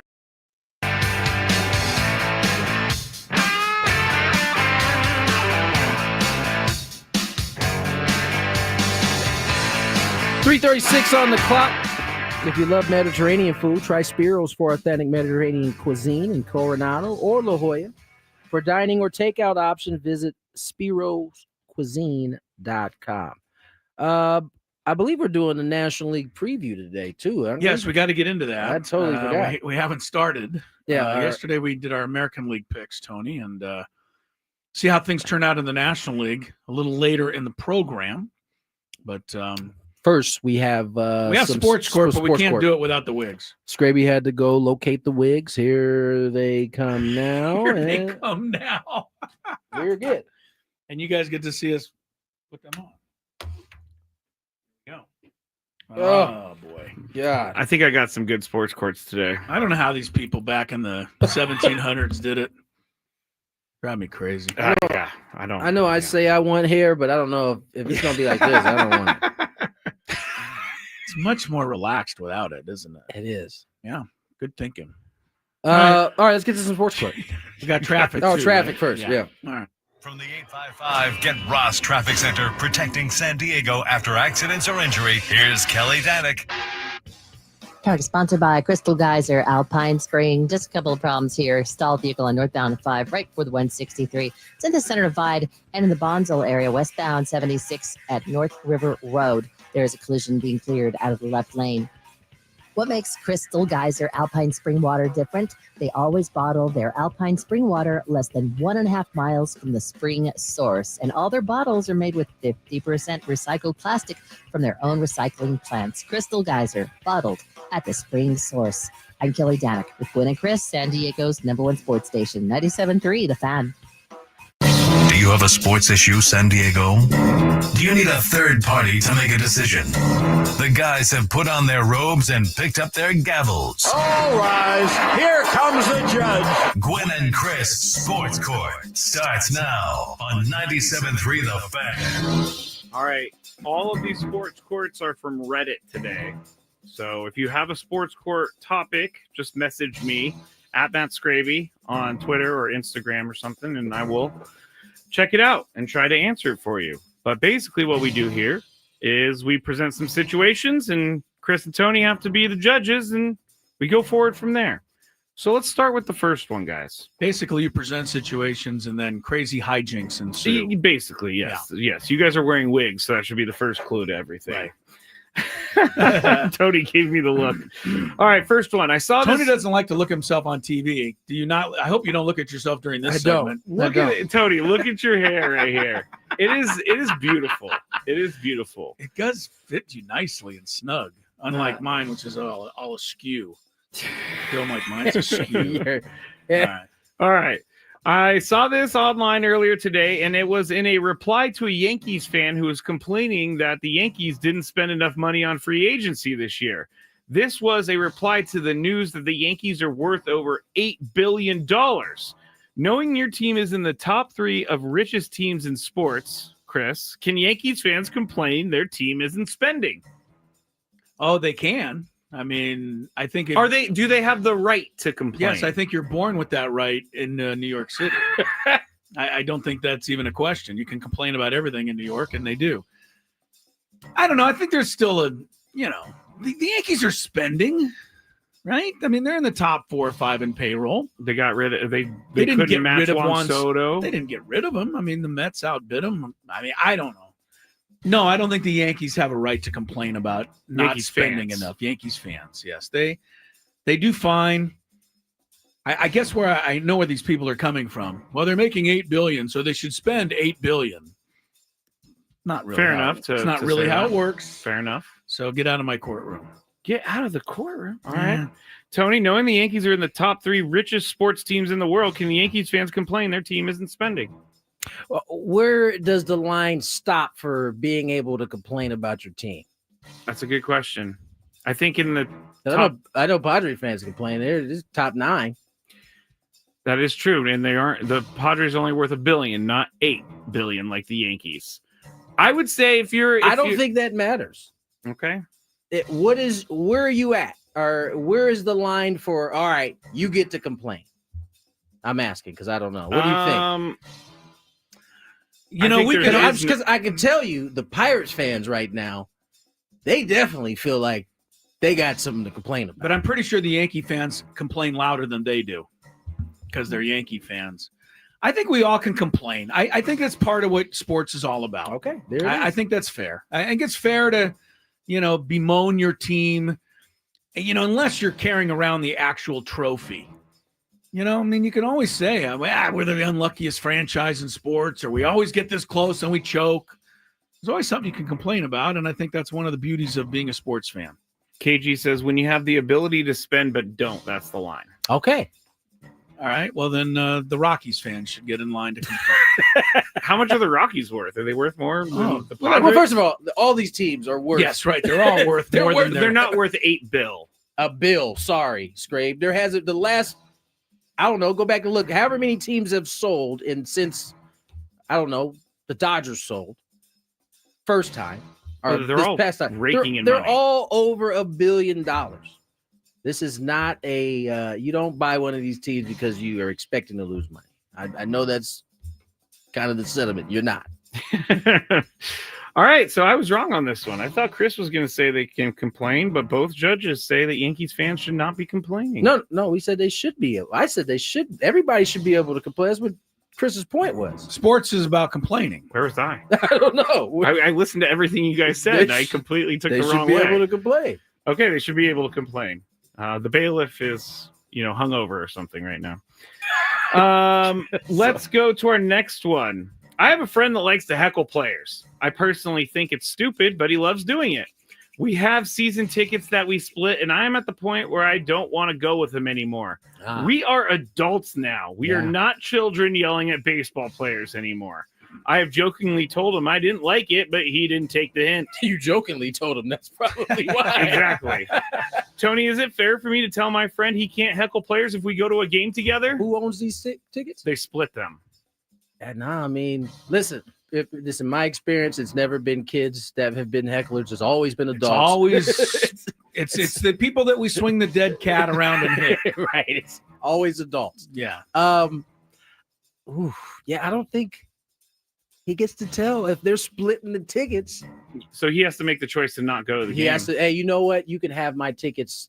Maybe he comes up with a deal where I'm not going to games with you. I can't. So let's split these tickets up. But why can't you go to games with me? Because We I love going to games. I don't like going to games with you heckling the players. And I'm not going to tell you to stop. I'm not going to tell you to stop. So, why don't you take this sets of tickets? I'll take these ones. I won't go with you. You won't go with me. We can all keep going to games. I had no idea our friendship was in such dire straits. Well, hey, I mean, unless you want to stop, which I don't think you want to, then this is how it's got to be, buddy. All right, Chris, can this person, is it fair for them to tell their friend they can't heckle players if they go to the game together? I don't think they should tell them. I think they should choose friends better. Mm. The person's your friend. I think it's along the lines of what Tony said. You can't choose. Now, if you go to the game with your dad and he's heckling players, you can't choose your dad. No. So you kind of got to go and suck it up and be embarrassed. But you choose your friends. So make better choices. It's on you, man. Nobody ever looks in the mirror anymore and says, what can I do better? It's a hard thing to do. Yeah, it's always this guy over here. I do. Don't go to the game with the guy. Simple. I look in the mirror every day and I say, what can I do better and what is Chris doing wrong? Yes, you do. So that's it. That's as simple as that. Yeah, man. Don't go with the dude that's going to make you embarrassed, uncomfortable, any of that. I'm You sure don't he'll have to take go your with him. ticket and take someone else. Just like, okay, I get your tickets now, and I'm taking someone else. We Yeah, can that's split fair. these 81 games. Tony, as a player, where does it cross the line? Heckling? Yeah. Oh. Listen, I don't necessarily have a line, but you better be able to take what you're given.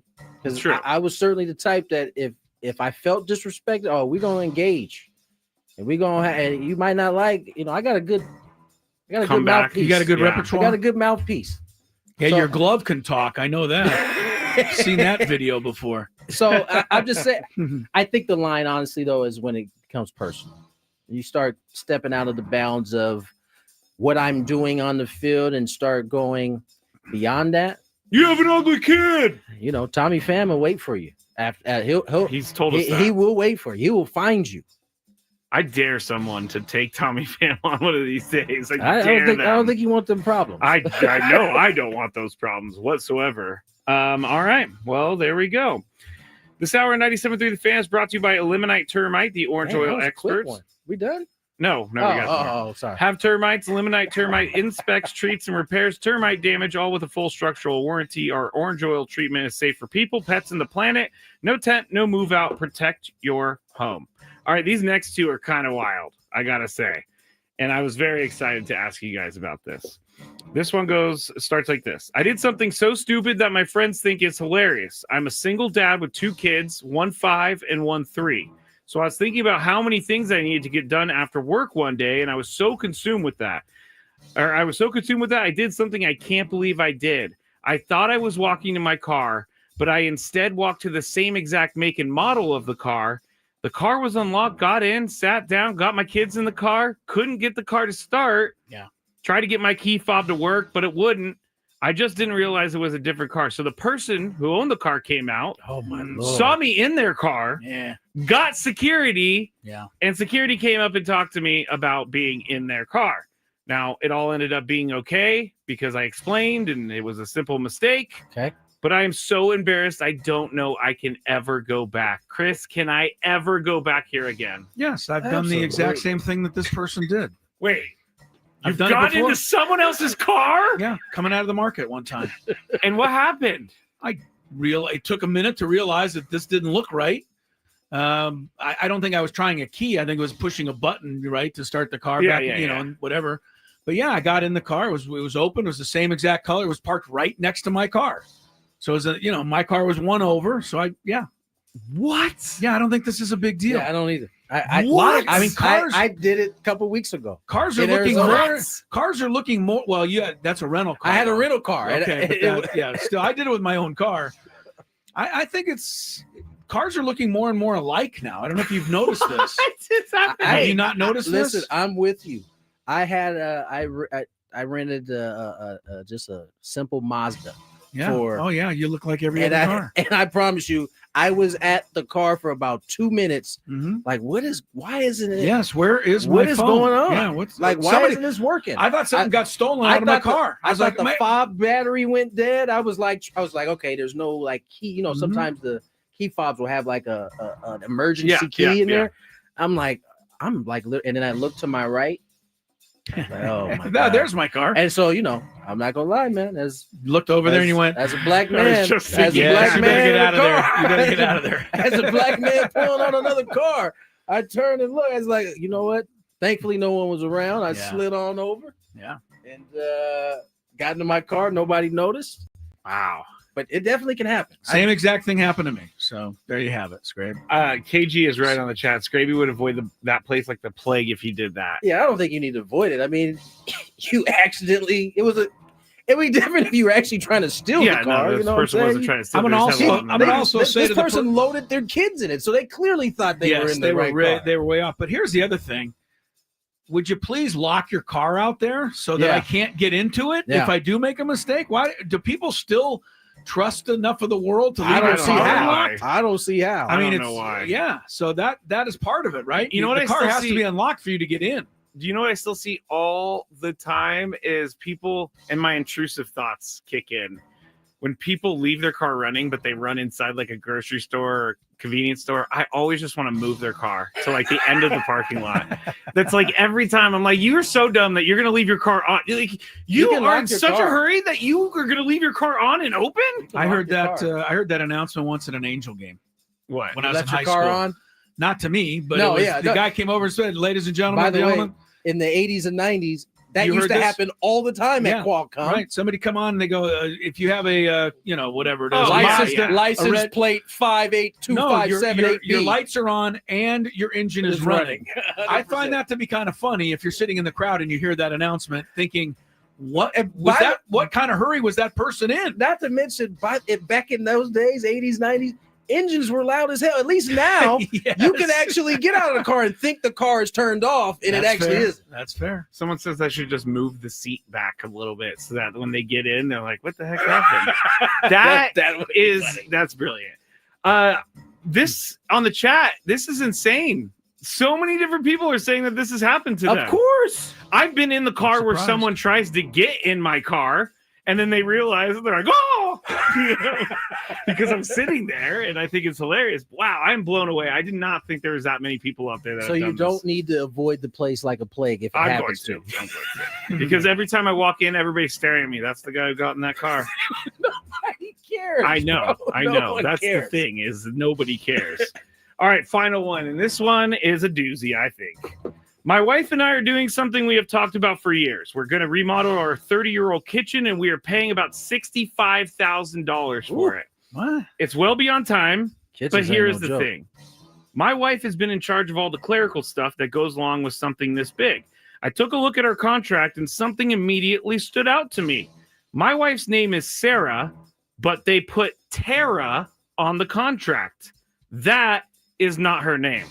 I don't want these guys redoing our kitchen anymore. If you can't get the first name right and we're paying you $65,000, then I don't want to do business with you. My wife says we are going forward with this plan. Of course she did. Tony, should I pull out of this because of the mistake? No, absolutely not. Unbelievable. Have you? I don't know if you. Here he is, Mr. I have never made a mistake in my life. Trying to stick up for somebody they made a mistake. I don't know. They have a lot of clients. This Yeah. could happen. Listen, I don't know if you've ever. I'm pretty sure you have had to remodel a kitchen, or at least look into having people come out to look at, so they can remodel your kitchen. It's a long process, and I would assume that if they already vetted a bunch of people and they got down to it, and they've decided this is the best group at 65 racks, I would bet that they're willing to say, you know what, could you change? My name is actually, what's her ex? Sarah. Sarah, not Tara. Yeah. They could take that, Sounds like an honest rewrite it mistake up to me. and just put the S instead of the T. I think we'll be fine. I would consider firing these people if they wrote something derogatory that I Right. wasn't supposed to see. Right. Like, boy, this Tara lady is really kind of a pain in the butt. Right. Now, if that got or out, if they said something along the lines of, I think we got ourselves a mark here. We can run these. we should only be charging 30,000. This is a gimme. I cannot believe you guys. You have a problem with this? I have a massive problem. I'm out. Wait, I'm out. why? Because it's simple respect But that to could know just someone's be- name. that But no, could just be- I'm assuming that they've come out to the house and shook hands. And maybe he thought she was saying Tara the whole time. Okay, that would be like if a client came here and wanted to sponsor the show and their name was Mike and I went up and called him Ben. No, it's not. Yeah. Hey, Tara, Ben, I'm giving Sarah. you guys $50,000 and you don't even know my name. Ben, that's not the same thing. man. Okay, I got to think of a better name. There isn't one. Okay. His name was Nathan and I called him Jason. Whatever. It's just a mistake. It's a mistake, man. You really You think guys it's a don't lack think that of there's a lack of respect here. You guys don't think this is an issue? So when you had my name spelled wrong up there the other day, or when you before I said left, Gwynn and Chris a couple of weeks is ago, was that lacking disrespect? respect? We did a segment about how it was disrespectful. No, you made an honest mistake. I don't understand why people don't think this is a big deal. If I'm going to give someone $65,000, I am not going to allow Get them to my name right. to call my wife Tara when her name is Sarah. I'm giving you $65,000. The fact that Sarah didn't care that her name was Tara and said we're moving on should tell you all you need to know. All right, I'm just going to start going around calling everybody by the wrong name. Just be like, sorry. Well, I so just think it's childish. Clear. I just think it's funny that somebody who's never made a mistake is concerned with people making a mistake. Come on, dog. Come on now. You're funny. You're funny. Chris was a fan. All right, it's time for the Beaver Nuggets. So the story is somehow Buc-ee's got brought up. I think Frank brought it up. Yes. And it's a rest stop / mall / Super entertainment zone, super center. And someone said on the chat yesterday that they have like 100. They went to one with like 100 gas pumps, which is a lot, I guess. But while we were talking about this, Sam Levitt was in New York listening, and he goes, "Put me on." And so we put him on, and he's talking about how much he loves Buc-ee's. And so we got into the conversation, and it ended up being about the Beaver Nuggets. And so I had to order them because I find the name Beaver Nuggets very gross. I find it gross. But we're going to go with this. It's kind of like a Cheeto / a corn pop. It's like a cheese doodle. A cheese doodle. And we're going to eat them right now. I don't think these are bad, but here we go.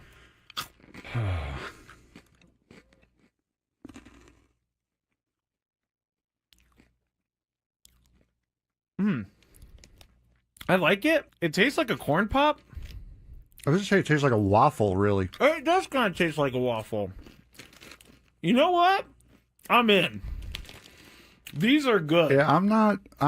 You want another one? No, I don't want another one. But yeah, I mean, it tastes like a waffle, like a waffle with syrup on it. It's pretty good. I gotta say, I'm not hating these at all. Actually, they're very good. I like this. The waffle is a perfect explanation. If you've ever had, I'm sorry, I'm talking on the microphone with food in my mouth. But if you've ever had a, what is it? A Lay's potato chip that's waffle flavor. It's kind of like that. Sad Fryer says, are they cheesy? No, they're not cheesy at all, actually. They're sweet. No, it's like a hard waffle with syrup on it. With dried encrusted syrup on it. Now, I don't exactly know what the puff is. It could be just fake something. Most likely. I mean, it's like caramel a little bit too. All right, I gotta stop eating these because I will eat the whole bag. I love these things. I'm gonna leave them here though because I will eat this if I go home. It's just gonna be a bunch of Beaver Nuggets in my bed as I sleepwalk or something like that. All right, it's time for the Beaver Nuggets. So the story is somehow Buc-ee's got brought up. I think Frank brought it up. Yes. And it's a rest stop / mall / entertainment zone, super center. And someone said on the chat yesterday that they have like 100. they went to one with like 100 gas pumps, which is a lot, I guess. But while we were talking about this, Sam Levitt was in New York listening, and he goes, put me on. And so we put him on, and he's talking about how much he loves Buc-ee's. And so we got into the conversation, and it ended up being about the Beaver Nuggets. And so I had to order them because I find the name Beaver Nuggets very gross. I find it gross. But we're going to go with this. It's kind of like a Cheeto / a corn pop. It's like a cheese doodle. A cheese doodle. And we're going to eat them right now. I don't think these are bad, but here we go.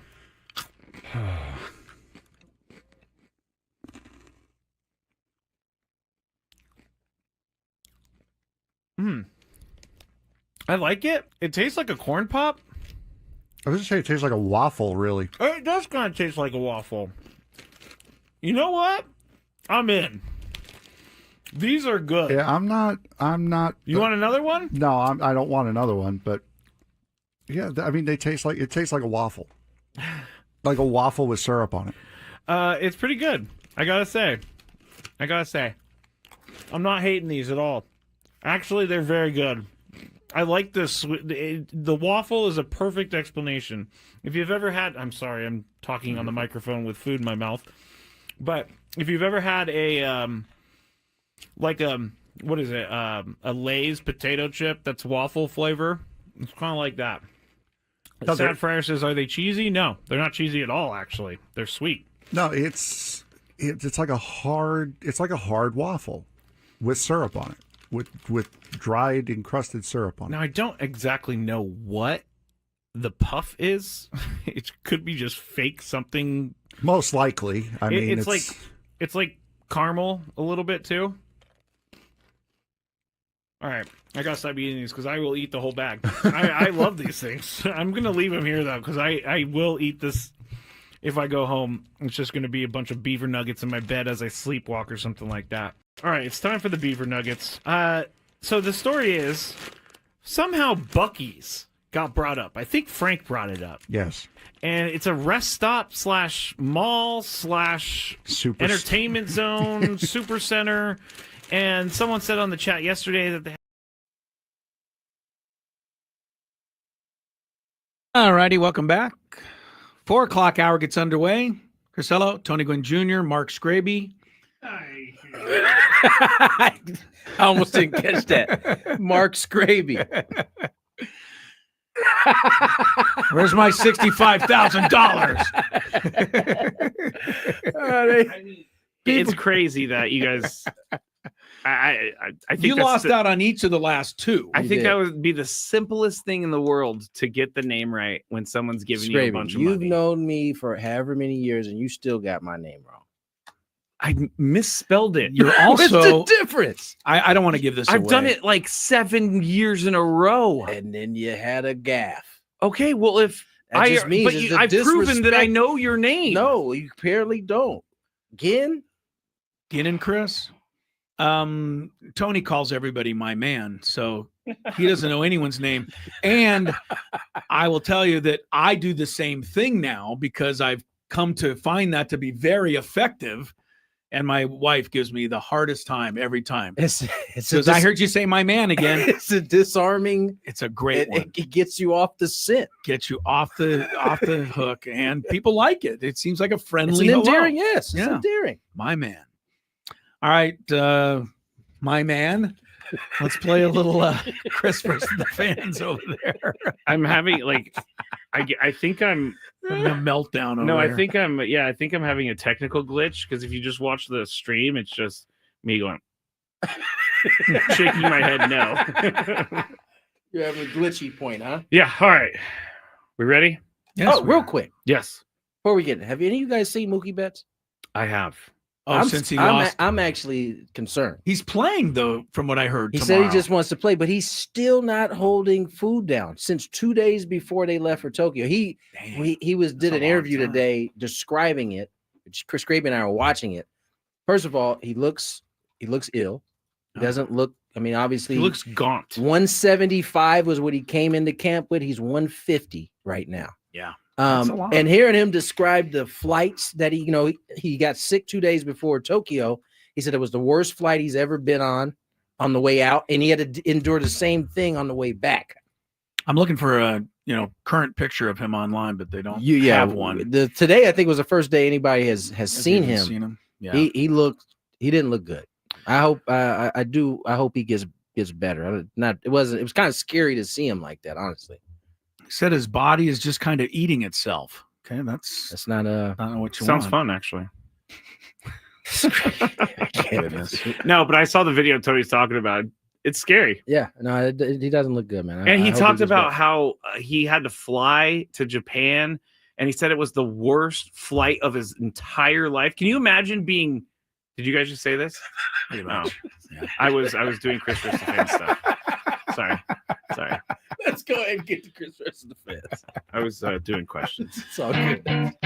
If you had one shot, one opportunity to take down the human almanac himself, Howdy do. now is your time. Listen to me, this guy is dangerous. Now is your opportunity to win a prize. Well, I hope you know what you're in for. Chris versus the Fans starts now on 97.3 The Fan. It's actually funny when it's not me, because mine's is actually mine's is actually an open. Used to be, yeah. Or Carl used to be. Sheffers. You guys know about him? Yeah, we talked about him 5 minutes ago. It's Carl Sheffers. That's true. It's way better. That when it was a good you. one. Oh, Does anybody know who he is? all right. We had done a whole segment on that one. Yes, we have. Here's what you're playing for. 2 tickets to Alanis Morissette at the Coliseum at Caesars Palace on October 24th. 2-night hotel stay. October 23rd through the 25th at Flamingo Hotel and Casino and a $100 gas card. You will also win a 4-pack of tickets to the Good Guys 24th McGuire's Del Mar Nationals going down April 4th through the 6th at the Del Mar Fairgrounds. Grab tickets at good-guys.com/DMN. And the rules, you have to make it through 3 questions. Each question will get more difficult. If you get the question right, you move on. If you get it wrong and Chris gets it right, you're eliminated. But if Chris gets it wrong, then you move on to the next question or you win. If you're a first-time player, let us know. Before you get into it, you'll get that question for free. And again, Chris versus the Fans is brought to you by Good Guys 24th McGuire's Del Mar Nationals, April 4th through the 6th at the Del Mar Fairgrounds. Get details at good-guys.com, good-guys.com. All right, let's go with our first contestant today. Hopefully How the questions looking today? You kind of on the up and up? We'll see. We're about to find out. Yeah, I know. We'll see. Let's go to Andrew in San Diego. Hopefully the phones work today. Hello, Andrew. Is it working? It is so. indeed. Welcome, Hey, Andrew. Andrew, you made it. I made it. Yeah, here we go. First question.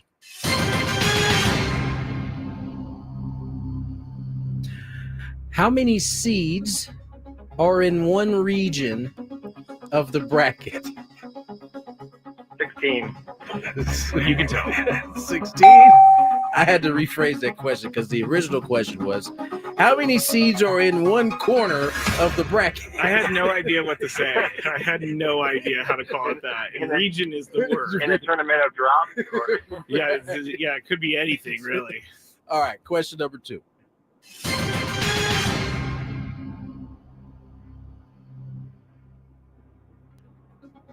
Who stole the most bases on the Padres last season? Ooh. I want to say Tatis, but no, he's injured. No. I'll say Jackson Merrill. Jackson Merrill. Stay there. Stay there. That's a tough one. They didn't steal many bases, right? They did not. No. Can't tell you that. You can't tell me that? No. Might have been a pitcher. Could have been. No, it was. Could have been, Tony says. Could have been. I think it was Hassan Kim. It was indeed sorry about Mr. that. Hassan Kim. Now with the playing in a minor league ballpark. Yes. A Poor hot Hassan. minor league ballpark. By the way, at the that. other Kim, without a lot of fanfare, the Dodgers, went all in on that high song Kim. Yeah. And the Padre fans were upset. We lost another. He didn't even make the team. Yeah. He's in the minors already. So that didn't turn out quite the way they were hoping. So they missed on one of their 25 all right. free agents. I'm just saying they missed on one. Yes. All right, let's go to our next contestant. Let's go to Ryan in Chula Vista. Hello, Ryan. Hello, Ryan. Hey, what's up, you guys? We're Not doing well, my much. man. Here we go. First question.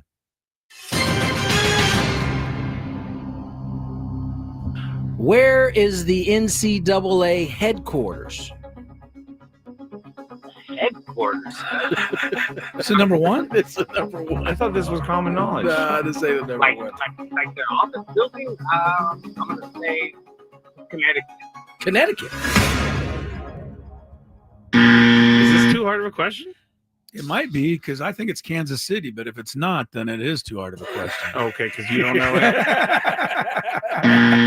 Not Kansas City. Not, huh? See, there you go. It is Indianapolis. They moved it. Apparently. Seriously, they did. I know it used to be there, but that's good for you, Ryan. You're Ryan, still you're alive. on I to like the to go, next round. they moved it. They moved it. Question. know it, so they moved it. I continue, Mark. Question number 2. Hey, Mark, let's go, man. Let's go. Oh, I thought you were talking to the caller, but the caller's name is Ryan. You're talking to me. Yes, we are. Three Padres tied for the team lead with 3 consecutive games with a home run. Oh boy. Name 2 of the 3. 3 consecutive games with a home run. I'm sorry, go ahead. Higgy and Merrill. He got Nice him. job. Who was the third? He You don't have to. He doesn't have to get it, but you should No, tell us who Fernando. the third. Yeah, Fernando. Fernando. Toddy. Very good, Higgy. Yeah. All Higgy right. had a good run. Are and we so going to did be Merrill. regretting the fact that Higgy's not on the team all year? Probably. I think Probably. only time will tell. He had 220 last year, so let's not overreact. He hit 17 home runs and big home runs. Anyway, it's not a Higgy conversation. This isn't. Higgy got his bag. He did. It's out in Texas. All right, next question. For the win. Let's go. Which state has produced the most NCAA men's basketball championship winning teams? Most. I'm gonna go with California. California. Knows how to party. Yes, Yeah! indeed. Yeah, The Ryan. best state has That's all really of the loud. championships. Well, we got NCAA. UCLA had 11, Yeah, they and help. USF had a couple, and I think Cal got 1 or 2 in there in the old days. North Carolina's probably pretty close though with Duke and Did North USC Carolina. USC's never won a USC basketball never national won a championship? championship. I'm trying to think of other schools. Stanford never won a national championship. They might have won like in 1932 Okay, when it was so just maybe they starting got out one. in the Pacific. in the peach bucket days. Peach. Stanford, I think. Pulling it out of a peach bucket. Well, you know, when they're shooting perimeter shots underhanded. You know, Hank Lucetti was the guy's name. I think he played at Stanford. What did you ref back in those days? I was there. I saw Hank wow. Lucetti. Called him for traveling when he thought he had a game-winning shot once. Hit him with the Took travel. 3 steps before he let the shot go. All Do Do right. you know him out why? on it. Can I tell you? Do you guys know why dribbling is a part of basketball? Yeah, well, go ahead. Tell us. Do you know No. why it came about? No. Okay, so back in the day, Wait, did you get this from that one website again? Yeah. no, How not true is this parade.com. gonna be? Not Parade.com? parade.com. Okay. All right, go ahead. I then. did I'm a with little you. research on this because I wanted to know. Yale was the first team who actually did the dribbling because Were they just running up and down the court? yes, but you had to pass the ball, and so they started dribbling because they were passing it to themselves. So like you could, I don't think they could run up and down the The court. I think dribble you was had to like passing. pass up and down the court, but the dribble counted as passing to yourself. Leave it to the smart guys to come up with a genius way. Chris is probably looking up the He origin of the story right now. probably No, I'm is. looking up Hank Lucetti. He was actually the first guy to shoot the traditional 2-handed set shot. So before Hank Lucetti, they flicked it up there underhand. I mean, that's just dumb. It's No dumb. one ever thought, They I'll did- shoot it overhand. I mean, everything was probably easier from here. You know, one of the greatest free throw shooters ever was a guy named Rick Barry. Yeah, he Oh, used to yeah. shoot He's in it the Hall of underhand Fame. He joint. No, I shot do them know all that. underhanded. I do know that. Yep. So All right, let's get to break. On the other side, we start our NL preview for the 2025 season. More Gwynn and Chris on the other side. Here is some traffic. From the 8-5.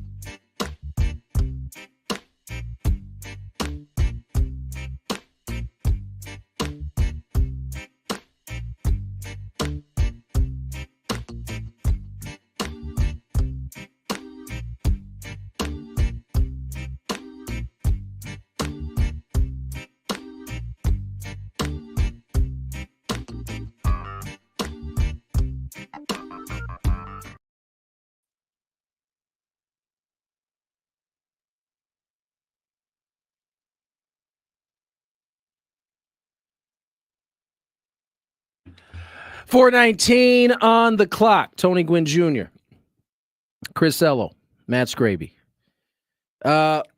We got our National League preview. We knocked out the AL division yesterday. I think we are a little bit behind, but we are going to knock out the NL East, Central, and West. Do you have a preference, Mr. Scraby? Let's start with the East. You would like to start with the East, huh? Does that bother you guys or something? No, not at all. All right, well, let's go with the East then. We're going to start here, and we're going to start with you today, Chris. All right, thank Who you. do you think is going to win the National League East this year? Well, I think it's a tough 3-team call. You can go any way. Phillies won it last year. Mm-hmm. Braves had a ton of injuries and still almost won it. I think the Mets are going to win it. I'm only saying that the only issue with the Mets is that the Phillies and Braves do have much better starting pitching than the Mets. But the Mets should be able to score enough runs to make up for that. But I'm really picking the Mets because I'm normally wrong, and I just don't want to see Juan Soto win the division. So it's kind of a jinx pick. I'll take the Mets. You'll take the Mets. All right. I am going to take the Braves. I don't know why. I just feel like the Braves are Kissing up it. to the boss again, huh? Oh, yeah. Adam, are you listening? I'm going to go Braves to win the division. Kissing up to the boss again. Yeah, that's what you do. I'm going to take the Phillies. Yeah, I think that's fair. I mean, we think could all get everybody's one. kind of sleeping on the Phillies. I think the Braves have been so good the past 3 years, even though they were banged up. I think they just are like the auto pick for everybody this year. But I don't think their pitching staff is as good as it was last year. You lose a guy like Max Fried, it's a pretty big loss. That is a big You're going to loss. get Strider back at some point, but don't know how good he'll be. Schwellenbach. Listen, young man was pitched well at the end of the day. I know the Padres got to him in the game that they faced him. What's the other young pitcher's name? Got Shawver. 3 names, yeah. AJ Smith Shawver. Shawver. By the way, enough of the 2 last names. Sorry, I'm not trying to tell you how to live your life, and I understand there's a lot of situations with, mixed relationships and families. Yes, yeah. But choose a last name. Encarnacio Enough of this. Strain. Choose a last Enough of this. Yeah, you just hit it on the head, Tony. Encarnacion Encarnacion Strand. His name doesn't even fit on his jersey. He only goes by Encarnacion on the jersey. It is pretty long. I think it'll be the Phils, though. I'm going Phils. All right, you're going Phils. Now, I guess I am up first for the last place team, and that's pretty easy in this division. All right. Marlins are going The to Marlins. be so bad. They have a $42 or $47 million payroll right now. It's ridiculous. Chris? Well, yeah, I don't see a lot of improvement in the Marlins. The thing that bothers me the most, last. I'm sorry. They do. I mean, you get rid of Kim Ng. You try to get rid of your whole minor league system and try then- to piece to get out of here. and then Kim Ng and Schumacher, good people, ran him out of town. Ran him. He was like, he ran out of town himself. That's how Right. bad it was. All right, anybody for 50, name the Marlins manager. Right I now. know who it is. You do? Yeah. Oh, because you know this guy from somewhere. McCullough. Clayton McCullough. He's a First, Dodgers guy, first right? base coach for the Dodgers last year. Okay, That's Well, why I knew who it boy, was. he's in for an awakening.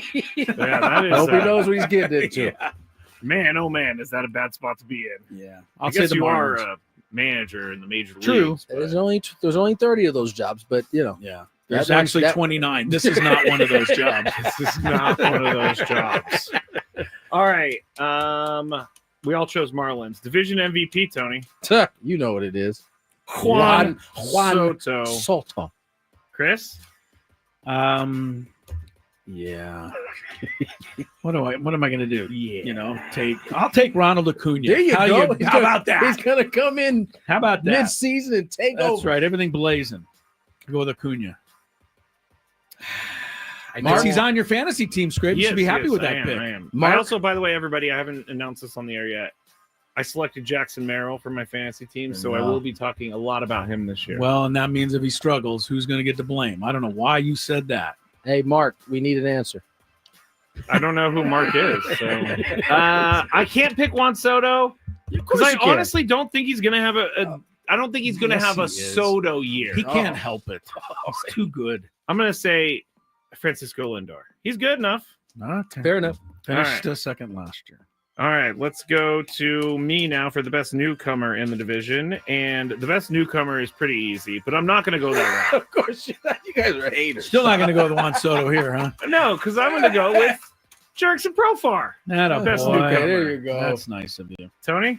You know what it is.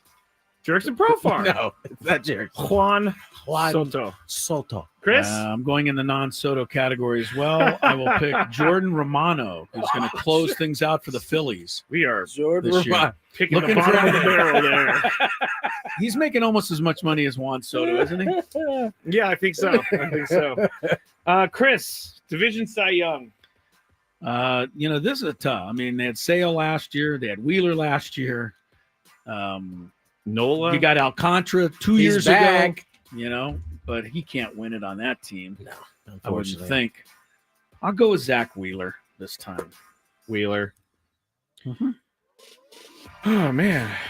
You guys said you can't go with Alcantara. I was going to go with Alcantara, hoping he gets traded at some point in the then season. try it. But I shouldn't do that because you guys are right. That's kind of a shot in the dark. I want to choose someone different. Is Spencer Strider going to have enough time to win a Cy Young? Depends on when he comes back. If he misses, say, the first month, is that enough I time? would think he'd have enough time if he only misses. I'm the going to say first month. Spencer Strider. All right. Tony?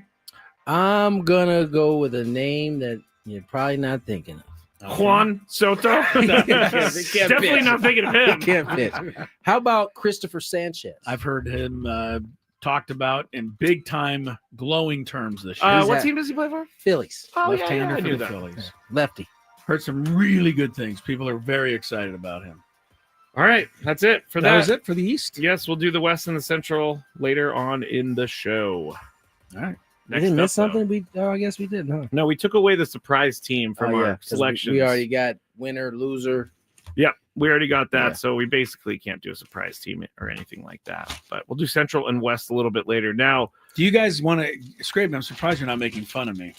Well, I've been trying to because I'm doing my research out of the newspaper. Trust me, I saw this the hardest yesterday. time. Scraby's favorite player is on there right there. Yeah, Paul Skeens. I don't hate Paul Skeens. I would have drafted him in fantasy, but Thomas Andrews took him way too early. That would have been the only way you stopped hating on Paul Skeens if he was on your fantasy It's true. team. It's true. The other day, Chris was making a lot of noise into the mic with his paper. Do the paper thing in the mic again. Yeah, that. And I wanted to be like, are we actually reading a paper on the air right now? It's got the information that I need. Okay. In the Big Five, did you guys hear about the Players Festival or Players Era Festival, the basketball tournament that colleges do in November that San Diego State? Oh, yeah. I haven't heard any new news. You got some new news for us? Oh, yeah, there's some new news. All right. Let's do this. Let's get to break. On the other side, we got our Big Five. We'll be able to hear some of this news that Mr. Scraby has. Yes. Mr. Mark Scraby, that is. Gwynn and Chris on the other side. Ben and Woods on the Fan. Scott.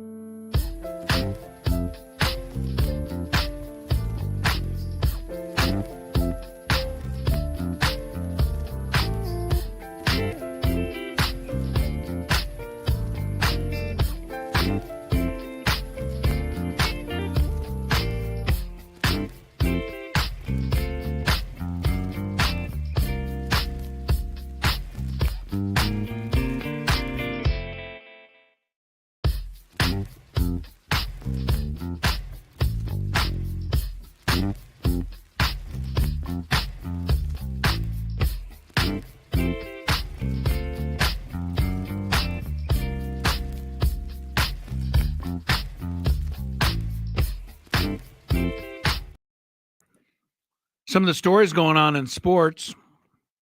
Not a whole lot to discuss, though, today. Russell Wilson has come out. New Giants quarterback said, quote, "I expect to be the starter." No word on whether he plans on, working for that position. LeBron James went on the Pat McAfee show today and talked about his lack, really, of a relationship with Michael Jordan, how he hopes that they'll have one day. He said a few other things. We'll discuss that. I know Tony wants to get in that as well. He said a lot of other things. Yes, he did. But kind of a little bit more of an interview with LeBron where it wasn't, like, what'd you think of the game tonight? Yeah, no, it was that kind of thing. They So, got to ask a bunch of questions that I'm sure a lot of people have been wanting to ask, or have been wanting someone to ask him. want to hear the answer to. Yes. And here we go. Scraby has found some stuff, though, to talk about. So we'll go there for the big 5. After Traffic's not ready. Traffic. But we will check traffic when it is ready. Okay. It's that time of the show when we check on the latest in sports. Only the most important topics and questions are brought to light. Stop what you're doing and listen. These news stories will astound and amaze you. The one, the only. Oh my God, who the hell cares? The Big Five starts now on 97.3 The Fan. All right. I started by saying that the Players Era Festival, which the Aztecs were a part of this last year, is going to be a little bit different in the next 2 years. Number 5. And I'm not sure it's for a good reason. But the Players Era Festival is a Las Vegas-based NIL event that pays millions to college basketball players and debuted with 8 teams this season. It's expanding again in historic fashion. It was already reported that they are going to 18 teams next season, but in 2026, they're trying to make history. Event organizers are planning to stage a whopping 32-team tournament in November 2026, sources told CBS Sports, which would make the Players Era Festival by far the biggest non-NCAA tournament event in college basketball history. My first original question was, is bigger always better? But my better question, I think, Chris, is this the blueprint to replace the NCAA tournament? Before the season starts? I mean, they can move it to What the are you end. talking about? Because Well, I don't get it. You invite a bunch of teams and you call it the NCAA tournament? Chris has been saying for the last week or so that eventually the SEC, those Yes. teams are going to start a tournament and not do the NCAA tournament. I So know. that's what I'm saying. Is this I the think that will blueprint for happen, but no, I don't think this is the blueprint to that. This is a totally different thing. I mean, the Aztecs are invited to this tournament. They were in it last year. They're in it next year. They'll probably be in it as long as they want to. Now that we came in third last year. came in right? third last year, and not only got into the NCAA tournament because of this tournament. Yeah. But they got a ton of money for the program. It was a fantastic win-win in all shapes or form. What I'm talking about is that eventually, at the end of the season, the SEC and the Big Ten and Big 12 are going to say, all right, we're going to do our own NCAA tournament now. And you can have the rest of the teams, but we're going to have all the good teams. And they're going to try to, hog all the money. I honestly think that is going to be a mistake. I don't think people because you'd like the Cinderella aspect. I think America likes the Cinderella aspect. That's what gets the fringe fans and to they watch. won't tune into an all SEC tournament. I don't believe that. I hope you're right. But I guess I'm going to go back to my original question because that question turned out not to be as good as you wanted it to is be. bigger always better? No. I think here's the thing about the preseason tournament that I think could be a good thing. Eventually, there's going to be too many teams, right, that want to participate. So there's enough money out there, as we're learning, that someone will do a new tournament, have they have a prize of money at the end, and we'll start seeing these pop up in more places. You know what I'm saying? Right now, what's this one called? Players Era Festival. Players Era Festival. I don't know who it's funded by, but clearly it was successful enough for them to be able to get more money and invite more teams. I think that'll be something. This won't be the only tournament like it moving forward. I think that's where the positivity comes out of this one. All right, we'll move to the next. Number 4. In his mind, there's still a long way to go before CBS television commentator Jim Nantz envisions himself saying, "Goodbye, friends," and retiring. The 65-year-old Nantz, who will broadcast his 40th Masters next month, told the Scottish golf magazine Bunkered that he'd like to continue broadcasting through the playing of the 100th Masters in 2036. He said, "A lot of things have to happen for that to occur. First off, my health would have to hold up. Secondly, CBS and Augusta National would have to want me to come back. But if the stars aligned right now, it feels like a pretty good exit point. April 14th, 2036. That is my scheduled retirement date. It would be a perfect place to walk out." So, Tony, I don't really know what to ask about this, but where does Jim Nantz rank on broadcasters all time? I think we've already asked this I think before. he's up there. He's high. I don't know where the list is, but he's up there. For me, I mean, Vin, Chick Hearn, Dick Enberg, probably. Dick. His I thought I was overall. going to say Monfort. No, he's not on this list. Jerry's on my list. I love Jerry. Jerry, Ted. I mean, Larry's at the top of the top. I mean, just think of all the games. I mean, he was doing NCAA basketball before he retired, and has just done golf here, or the Masters here as of recent. But I think he's up there. I don't know what the number is. I'll say top 5. Okay. Chris? I might now, mind you, my knowledge or my Rolodex doesn't go as deep as Mr. Ello over here. So he might have some names that I'm missing. For some reason, in golf specifically, Ken Venturi was the name that he was. Ken very Venturi good. was the analyst. Yeah, though. he wasn't wasn't the play-by-play. host. You're right. Okay. Chris, what do you think? Well, I think Jim Nantz is top 5 in this era.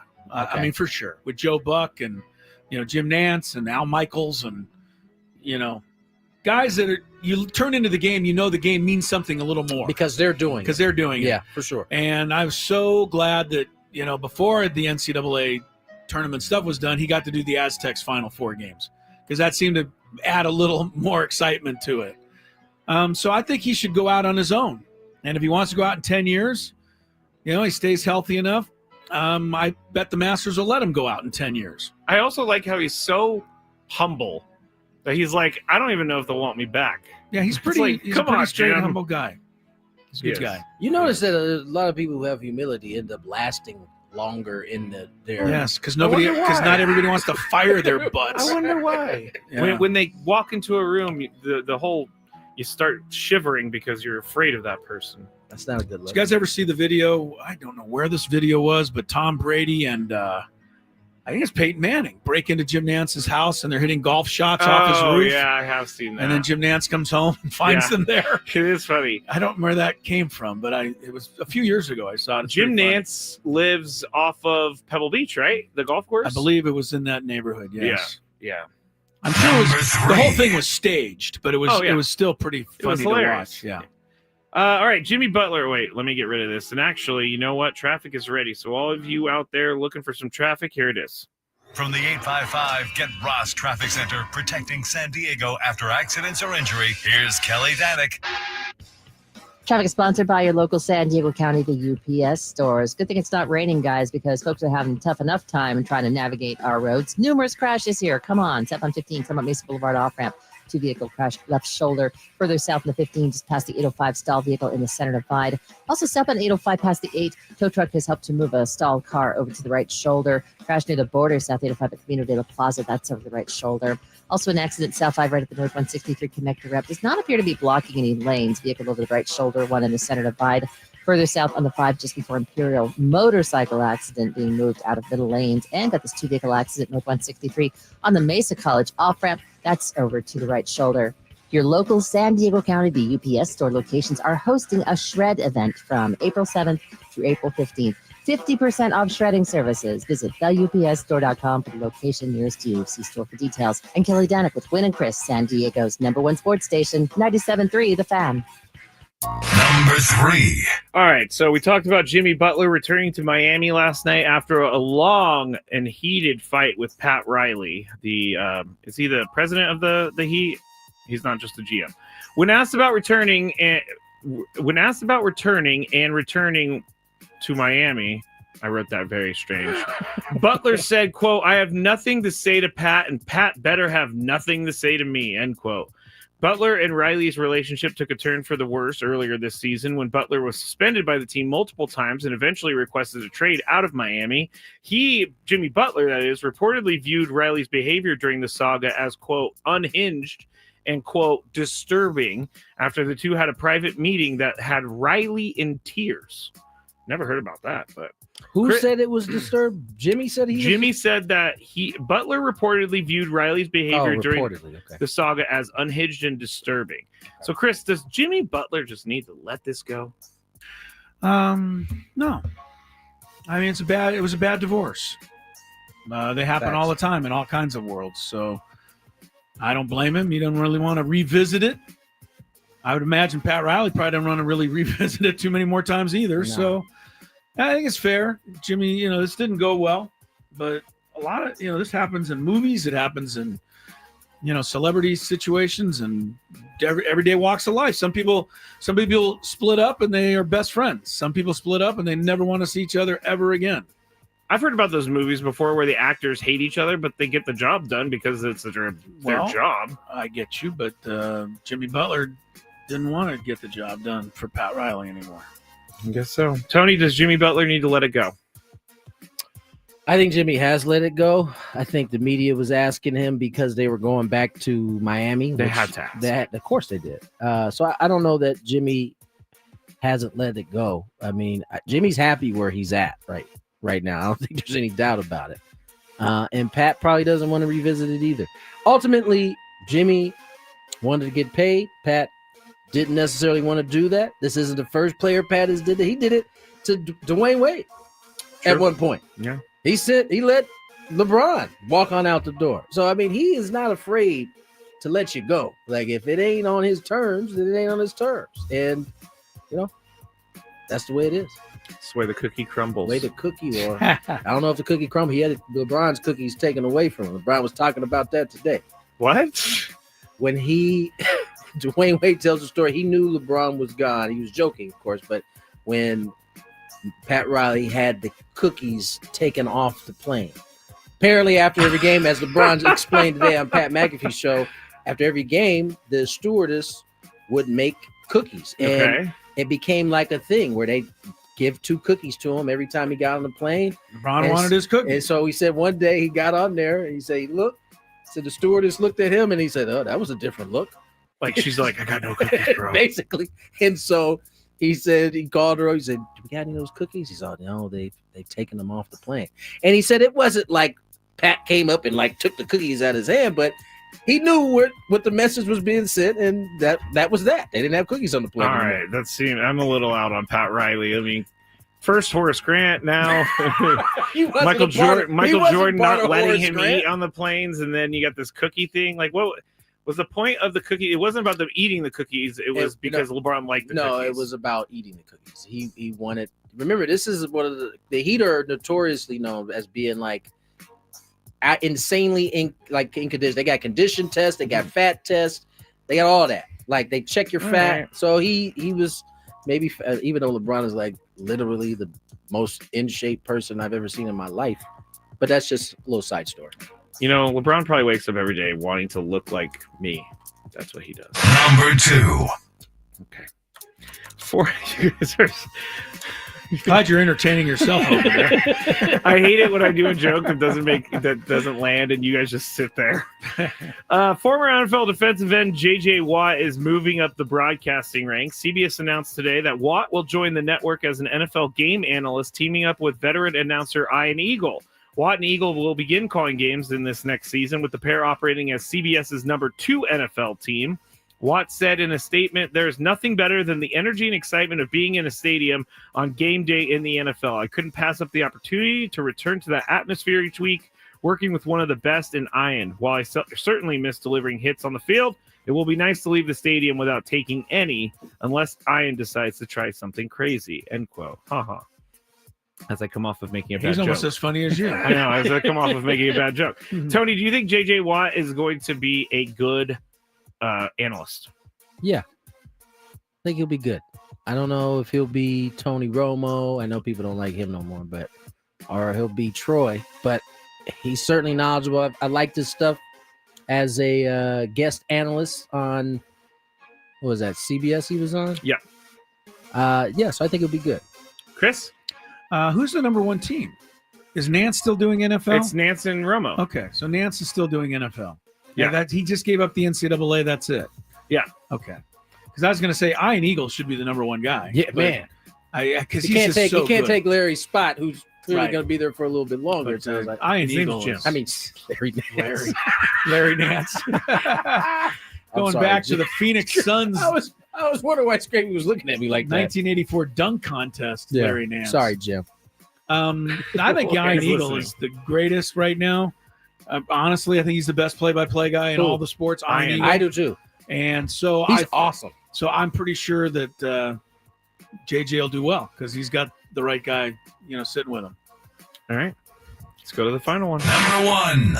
This was just this hit my email inbox about 20 minutes ago or so, but the San Diego Padres today announced a new broadcast distribution agreement to televise 10 Padres regular season Saturday games on CBS 8 and the CW for free over the air through the 2026 season.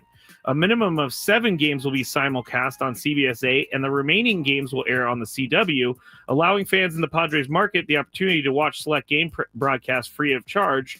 Fans can also watch the team on Padres TV all season long unless the game has been selected for a national broadcast. The first game that the Padres are going to be on CBS 8 is versus the Tampa Bay Rays on April 26th, with remaining games scheduled to air on either CBS 8 or the CW. If one of the designated games is selected for a national broadcast, the Padres and KFMB will replace the simulcast with another Saturday game that will air either on CBS 8 or the CW. The Padres pre- and post-game shows will also be included in these broadcasts. Okay. Discuss.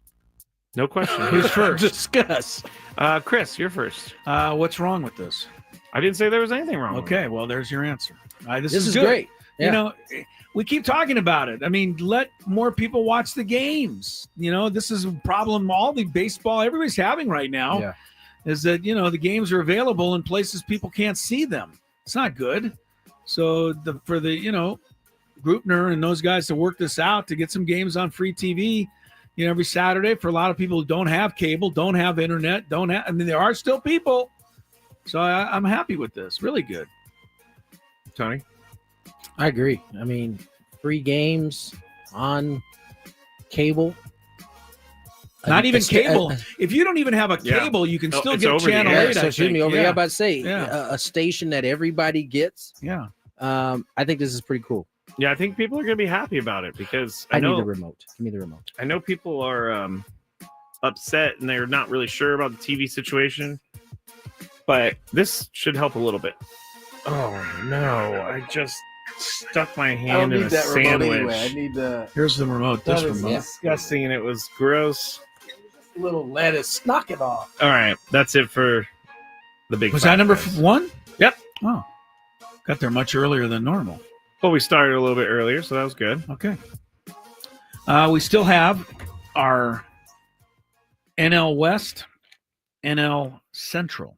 Someone said, hold on. I assume we're waiting on the West to the end. Yes. Yeah, we'll do the West, of course, last. Someone on the chat says you don't have internet, but you're setting up a modern antenna system. Doubt it. That's not true. Not true at all. Wait, I'm confused. Like if you have internet, you probably have cable as well. Because yeah. it comes in a package together. But I do know someone who refuses to pay cable and they use their cell phone internet as their internet. So they don't pay cable company. They do the over-the-air thing. But the other question that I had there. Okay, so if I have a television I buy from the store, but they're all cable ready and this, that, and the other ready, right? But you can still, I think. No, but can you still tune Channel 8 in without having cable? There's got to be a way. I haven't done it in a long time, but there's got to be a way. Okay. Very good. There you go. NCAA Sweet 16 is tomorrow. We got 2 minutes in this segment, guys. I'll give you the games that are being played. Do you see any upsets in the NCAA tournament at this stage? Because nobody really is seeing any upsets. Maryland and Florida. I mean, nobody's going to pick Maryland in that game. You are. I have Maryland. Okay? Do you like? Are you happy with this pick at this point, based on what you've seen? Yeah. Okay. Arizona, Duke. I got Duke. I think everybody's got Duke. Texas Tech and the Sauce.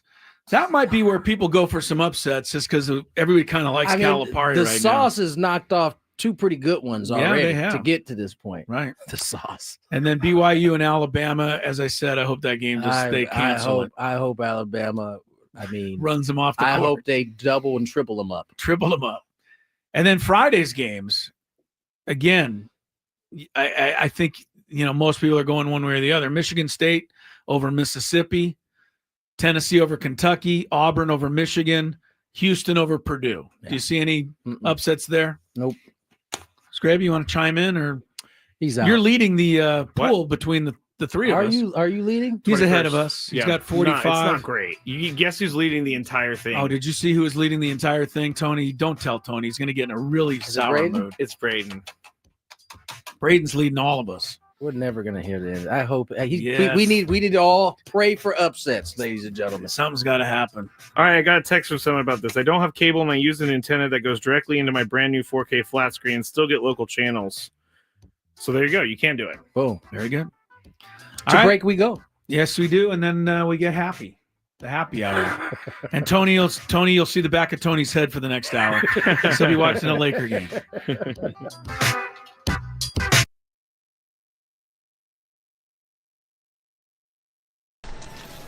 What are we doing, guys? I'm going to see the museum for the first time ever. It's going to be sweet. See my dad's plaque. See where Trevor's plaque is going to be. It's going to be pretty dope. Chris, I'm going to go to the Hall of Fame for the second time because I went earlier today, but I'm going in to see Tony go into the Hall of Fame. So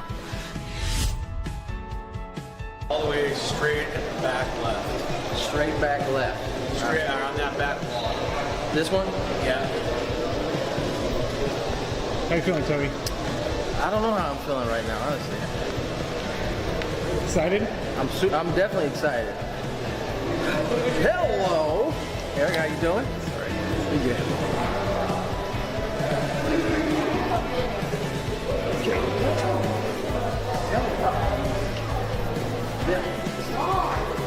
Wow. Just Just like I told you, next to the famous Barney Dreyfus and Leslie Wilkinson, whoever they are. That does look like them. I know. It's a good shot. They don't do them all that great. That one's good. Really good.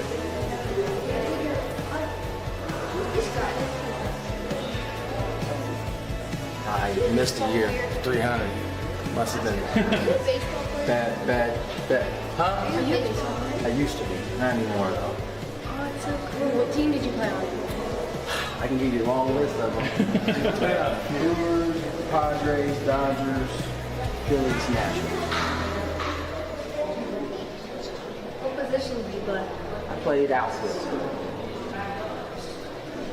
This was my dad.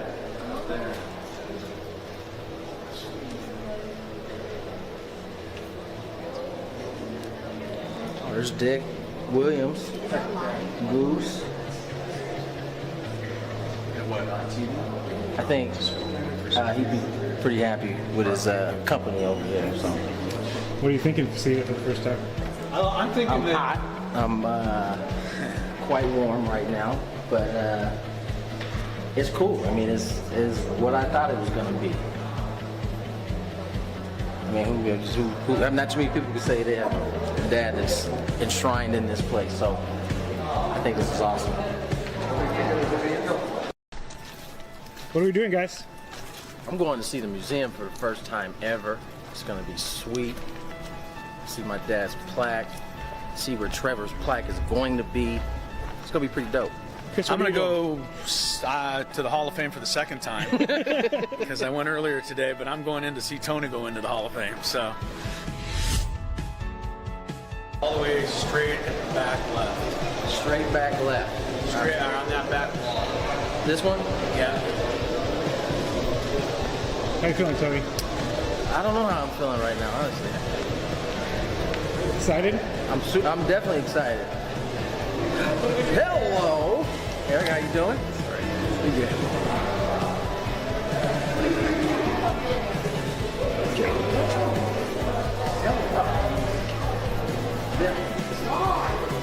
Wow. Just like I told you, next to the famous Barney Dreyfus and Leslie Wilkinson, whoever they are. That does look like them. I know. It's a good shot. They don't do them all that great. That one's good. Really good.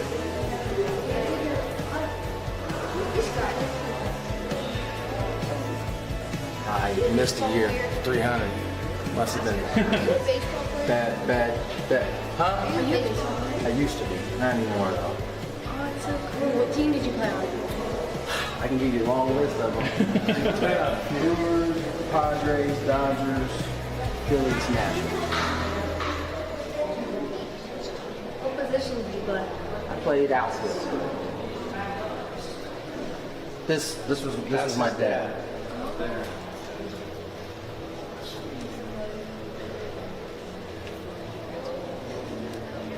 Oh, there's Dick Williams, Goose. I think he'd be pretty happy with his company over there. So. What are you thinking of seeing it for the first time? I'm thinking I'm hot. I'm quite warm right now, but it's cool. I mean, it's what I thought it was going to be. I mean, who not too many people can say they have a dad that's enshrined in this place. So I think this is awesome. What are we doing, guys? I'm going to see the museum for the first time ever. It's going to be sweet. See my dad's plaque. See where Trevor's plaque is going to be. It's going to be pretty dope. Chris, I'm going to go to the Hall of Fame for the second time because I went earlier today, but I'm going in to see Tony go into the Hall of Fame. So all the way straight back left. Straight back left. Straight on that back wall. This one? Yeah. How you feeling, Tony? I don't know how I'm feeling right now, honestly. Excited?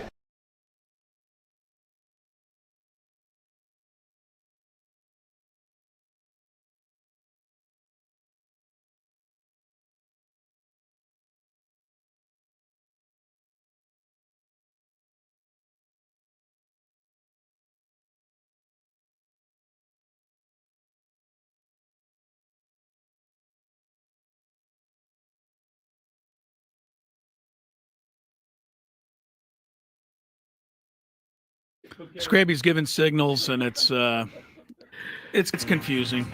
I feel rushed sometimes. He said, "We'll do it." Makes sense. And both Chris and I said, "Nope."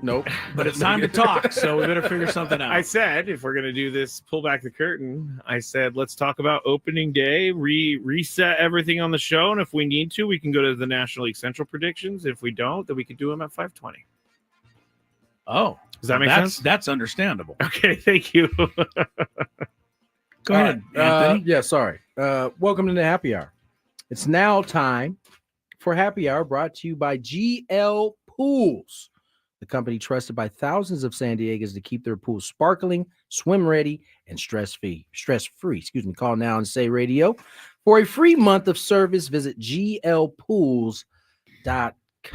It is not normal for anybody to ever poke fun at the sponsor.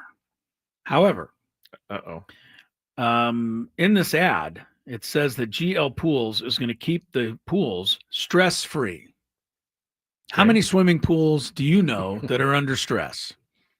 This is a George Carlin bit that Chris is doing right now. I guess. This is a George Carlin bit. I didn't understand that. Pools are very relaxing places. Have you ever owned your own pool? It's a lot of work. I have.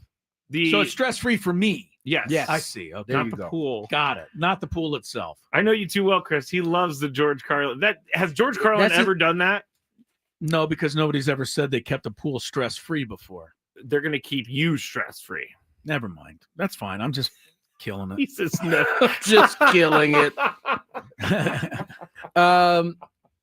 Reset. Padres, opening day tomorrow, 1:10 start. Michael King, Chris Sale. Should be a fun one. Okay, Tony I think you should just put your lineup down tonight in your scorebook. And then if it's wrong, you can always change it because you've got the ability now on the screen to do that. I can. You got to trust yourself. Tony gave us the lineup earlier in the show, and it was crazy. It was a little different than I expected, but we'll see where it comes out. Go ahead, Tony. Tell him the craziness. But I'm thinking you do it tonight, Tony. God, you get everything just perfect. And then if you have to make one change or two, no biggie.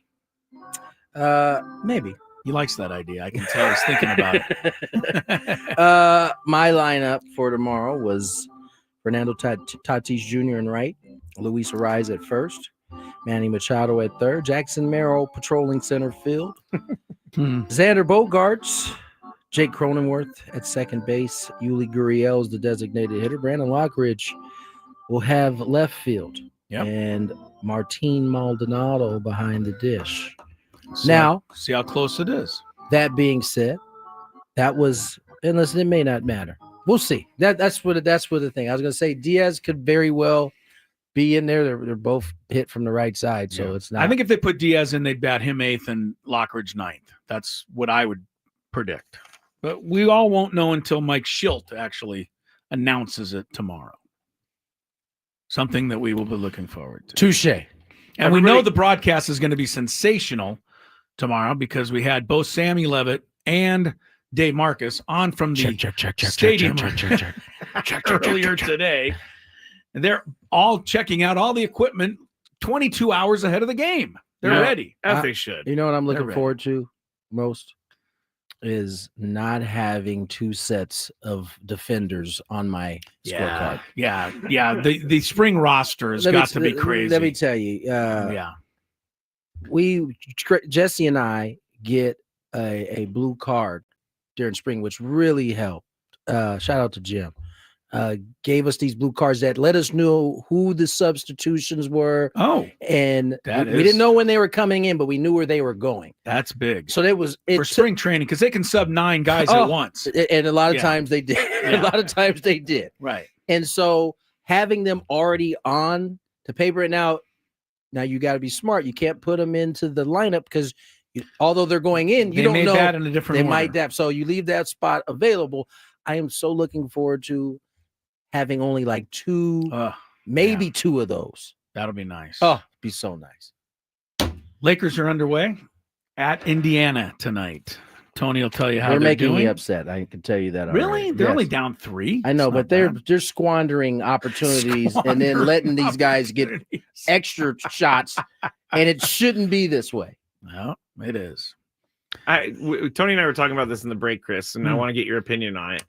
The Pacers logo and all that has always been. They've ugly always to had me. one of the worst logos, I feel like.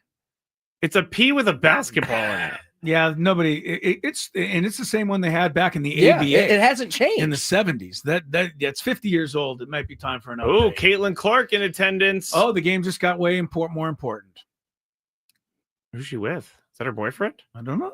We're not in her business like that. Start man. a little Well, her something. boyfriend is I think he's Fran McCaffrey's son. Start a little something Fran on McCaffrey. the Iowa head TMZ coach. segment tomorrow. Oh. Not anymore. He was fired. Oh, Fran McCaffrey. Hang with her. Caitlin. He's got no status in it. I think he's also. I don't know. You don't. I don't. Yeah. All right, let's do the NL Central. Sounds like we're kind of Man, you guys really. we're kind of floundering here, so we better get to it. Sorry. You guys really. Told you we were going to run out there, buddy. Yeah. There's nothing happening today, Scrappy, so let's do the picks. Set it up. I'm trying. I wasn't Okay. ready. All right. I got to get to my Central. Okay. Tony, we're gonna start with you. Bring it. Central winner. Who is it? NL Central. NL Central. Tough. This pick. is a doozy right Yeah, here. it could be any of the five, really. Literally could be any of the except who's the worst team to say? It could really be all five. Well, we got Pittsburgh the Reds, the Cubs, Pittsburgh it might Pittsburgh. arguably be the worst team, but they got Mr. Skeens. They played well down the stretch, or they tried to. I'm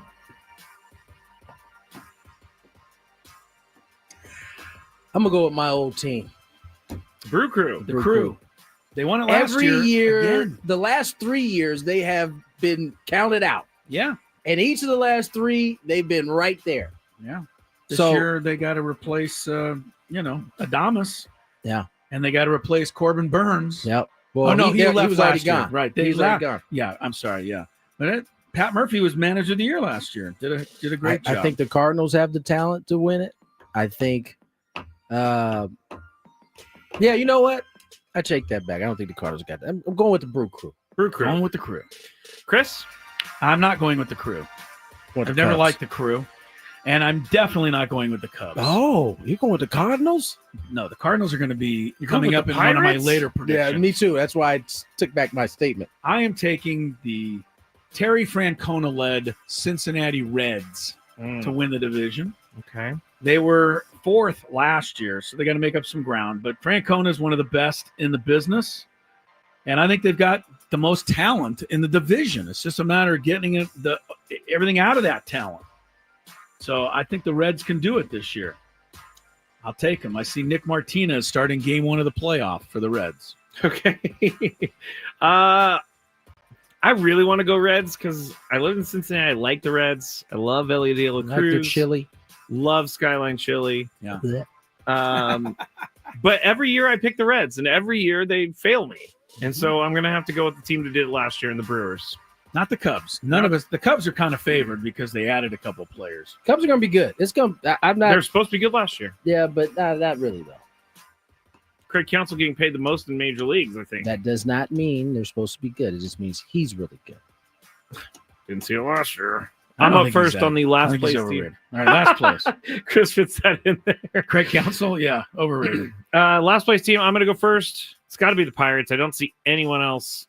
And they could not come in last, but Tommy Pham's leading off for them. So tells you where they're at. That's a bad sign. Yeah. Tony? Don't tell him that. It'll be the Pirates. The Pirates? I Yeah. like the Pirates. Chris, Pirates? No.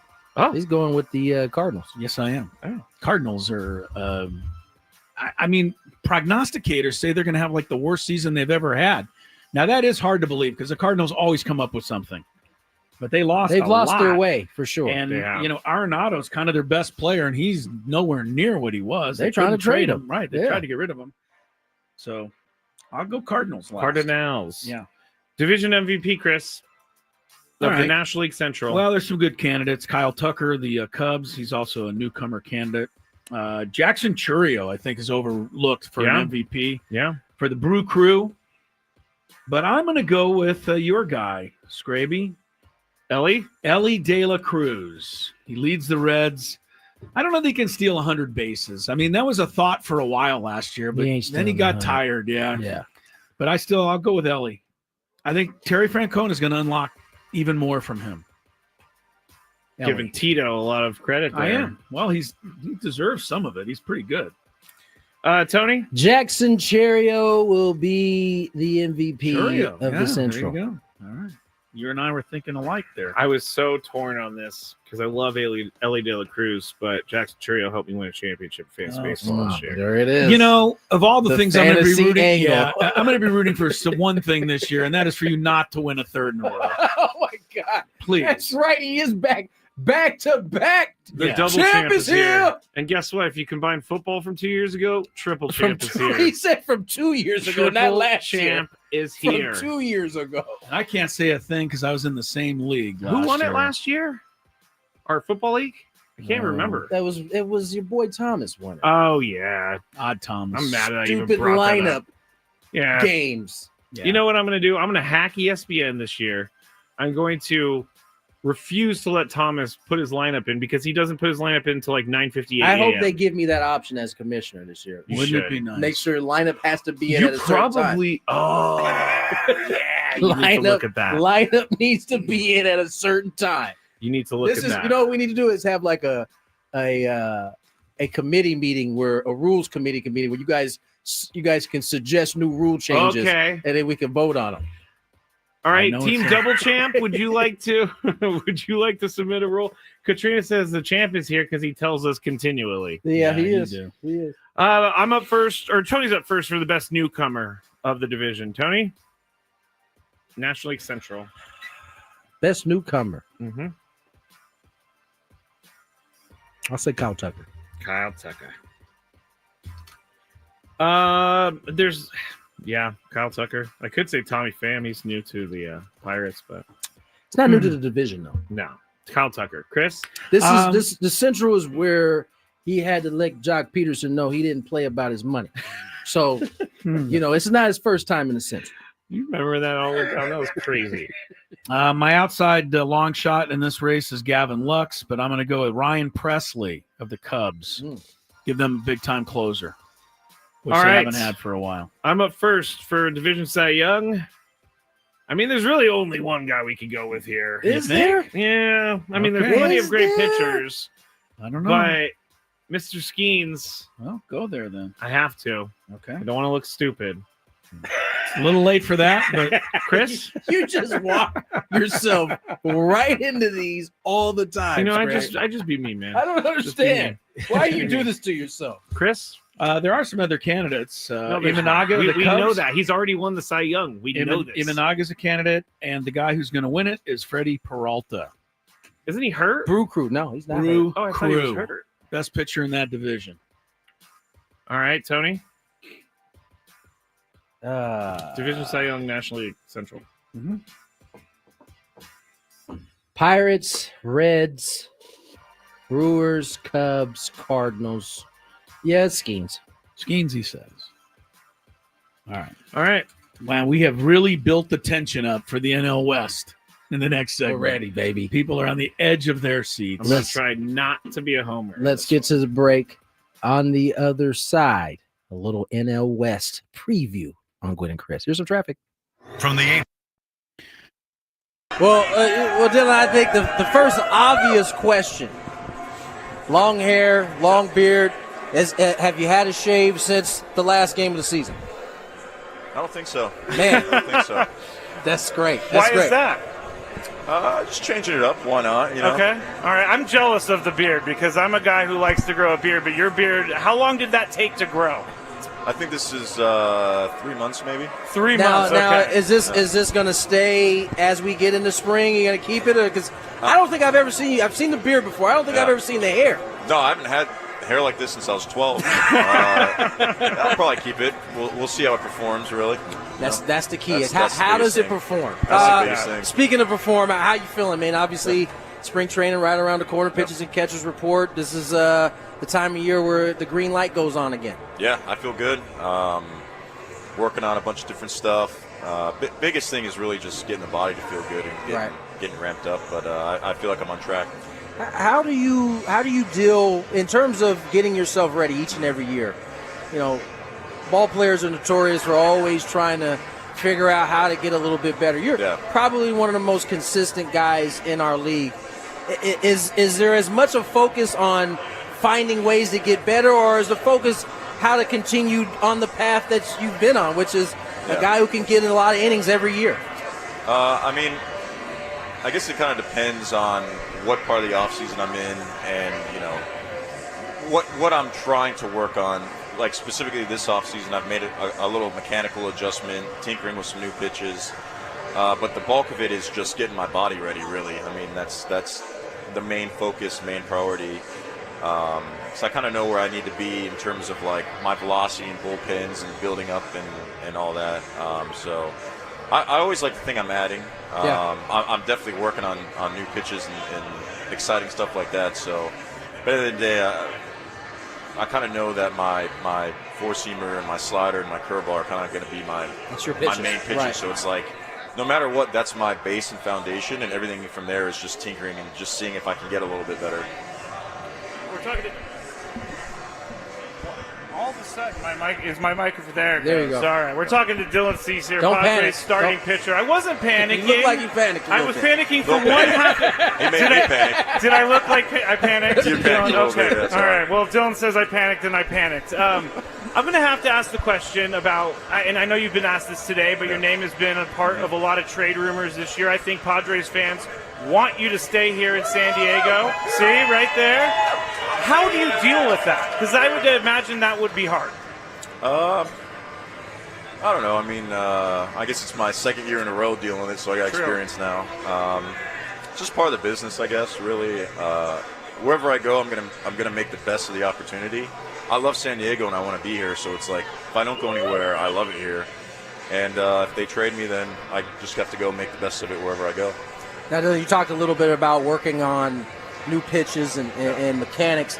For you, how long does a mechanical change take to be something where you don't have to think about it anymore? Yeah, and that depends. This specific scenario, I'm working on an upper half thing, a glove thing.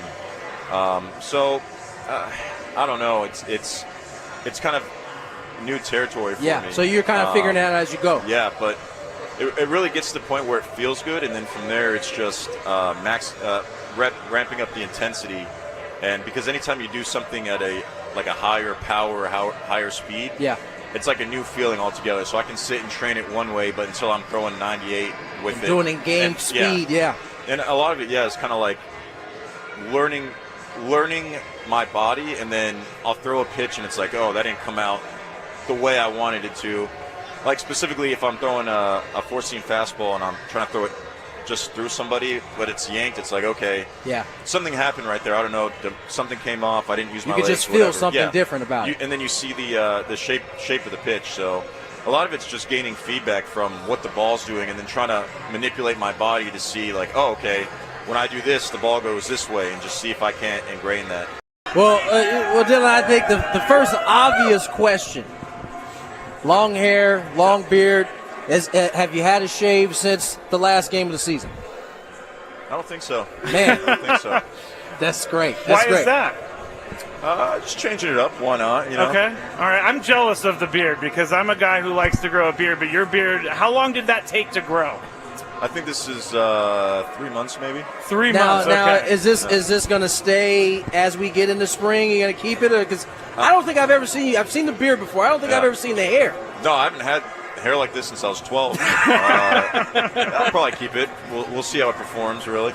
That's the key. That's How the does it thing. perform? That's the biggest thing. Speaking of perform, how you feeling, man? Obviously, spring training right around the corner. Pitchers and catchers report. This is the time of year where the green light goes on again. Yeah, I feel good. Working on a bunch of different stuff. Biggest thing is really just getting the body to feel good and getting ramped up. But I feel like I'm on track. How do you deal in terms of getting yourself ready each and every year? You know, ball players are notorious for always trying to figure out how to get a little bit better. You're probably one of the most consistent guys in our league.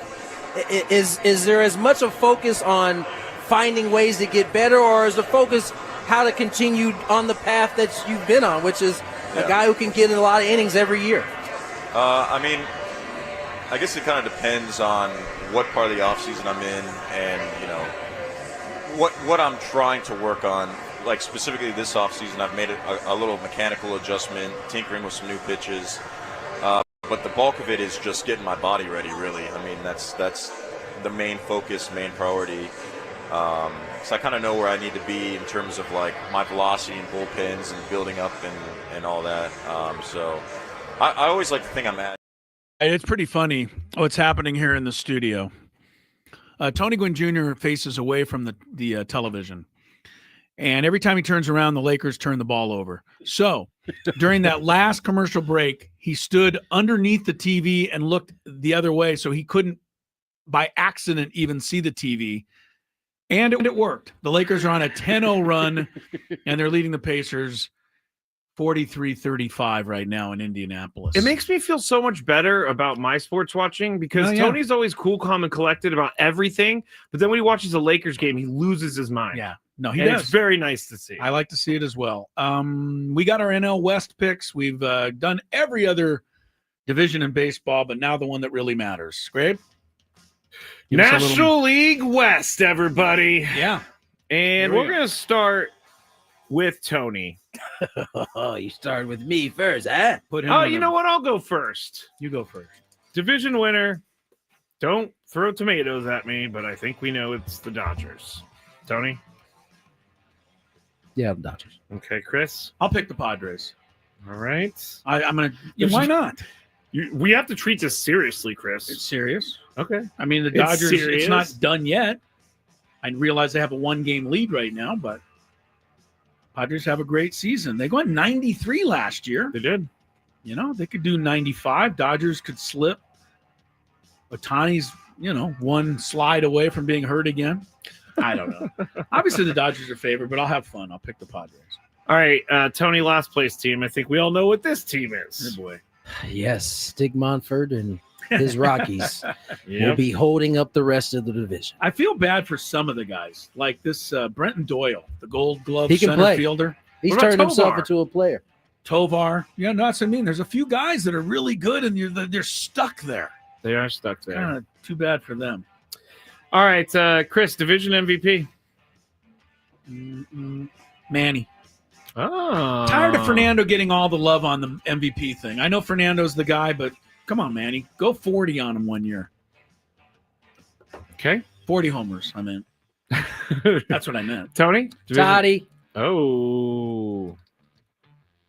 Now, will it make me not serious about this if I say that Jackson Merrill's going to be the division MVP? It's a long shot. It's a long shot. What does he need to do to be a division MVP? He needs to do everything that Manny does and some. You know what? He in the interview with us, he said Manny probably had more doubles than me last year. Not true. He had more doubles than Manny. The other thing that would help Jackson Merrill be MVP is if Mookie Betts stays sick and Shohei Ohtani, take stays some other people off the board. Right. Yes. Yeah. That All would right, help. I'm going to take Jackson Merrill off, and I'm going to have to go with Ohtani. Okay. I'm up first for the best newcomer. I hate to say it, Tanner Scott. Is he a newcomer to the division? No, he's already been in this division. We've done this for the already past went 2 days. We have done this. Chris will make it whatever he wants to make it. Yes, in this case, it's not. It's not. Okay, legal. fine. I'll take out Tanner Scott. Who else do we got? Can't go Blake Snell because he's not a newcomer. He came Nope. from the Giants He's and the been in the Padres. division. Right. Who should I choose? You got some new Padres. So look around. We do have new Padres. Why don't you take your friend Jason Hayward? You guys are best buddies now. We are. And then you also have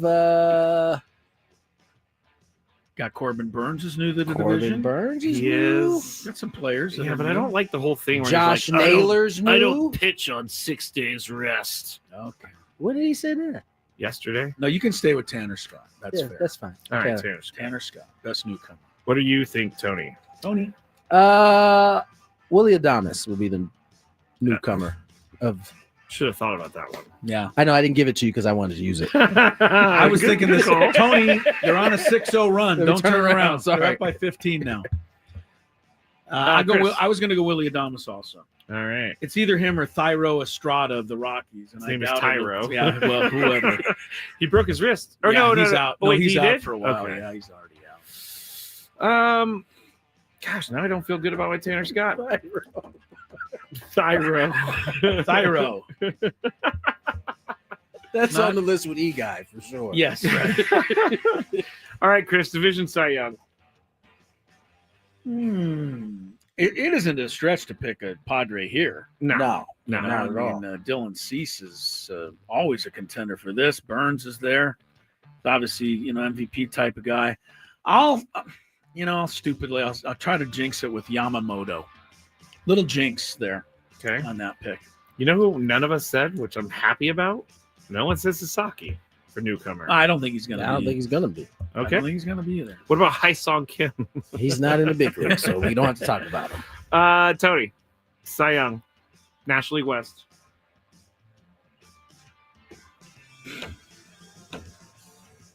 Dylan Cease. All Dylan Cease. I'm going to pick Michael King. Okay. Because Michael King's in a contract year, so is Dylan Cease. But Michael King seems like a guy who can basically will himself to a great season because it's a contract year.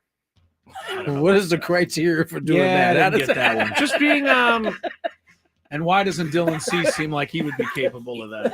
I don't know.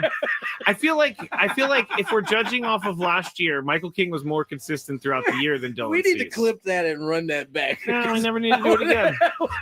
He seems like the type that on his walking year can just Will will his himself way. Doesn't he seem like a guy who's like hyper focused and like has a goal, and he's the type of guy who always reaches his goals? You literally described everybody in the big leagues right there. Oh man, I'm Scrab. so excited to see Scrab, this. you I are don't have to too funny, Spend dude. any more time with you guys. All right, that's it for the National League West. The funny part is you didn't have to say that. You could have just made your pick and moved on. Yeah, could have gone Michael King even without a silly explanation. It wasn't silly. Would have been just as good.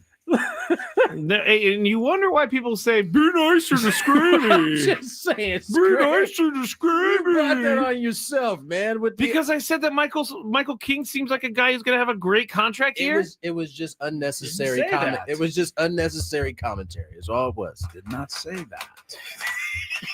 You know it too. I'm so over you guys in the last 2 days. This has been a lot in the last 2 days. I think we should do a. Oh, Try something here.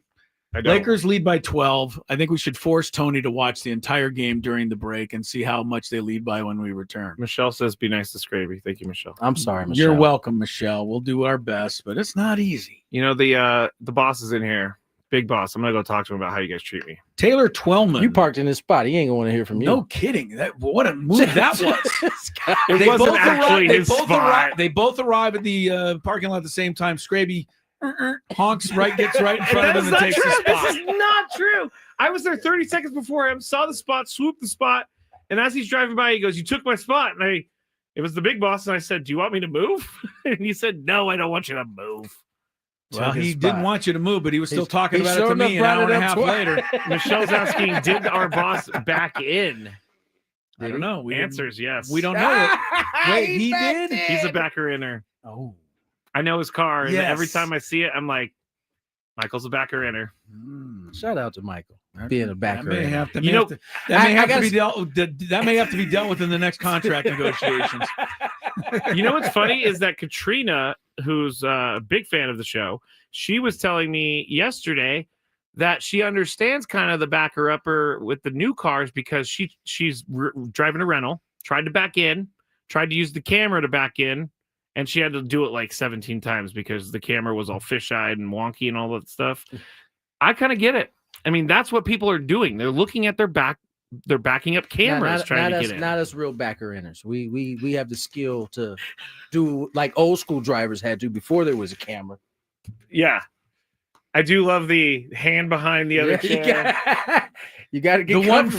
finger wheel on the yeah, like steering. doing it with your right. the heel of your hand.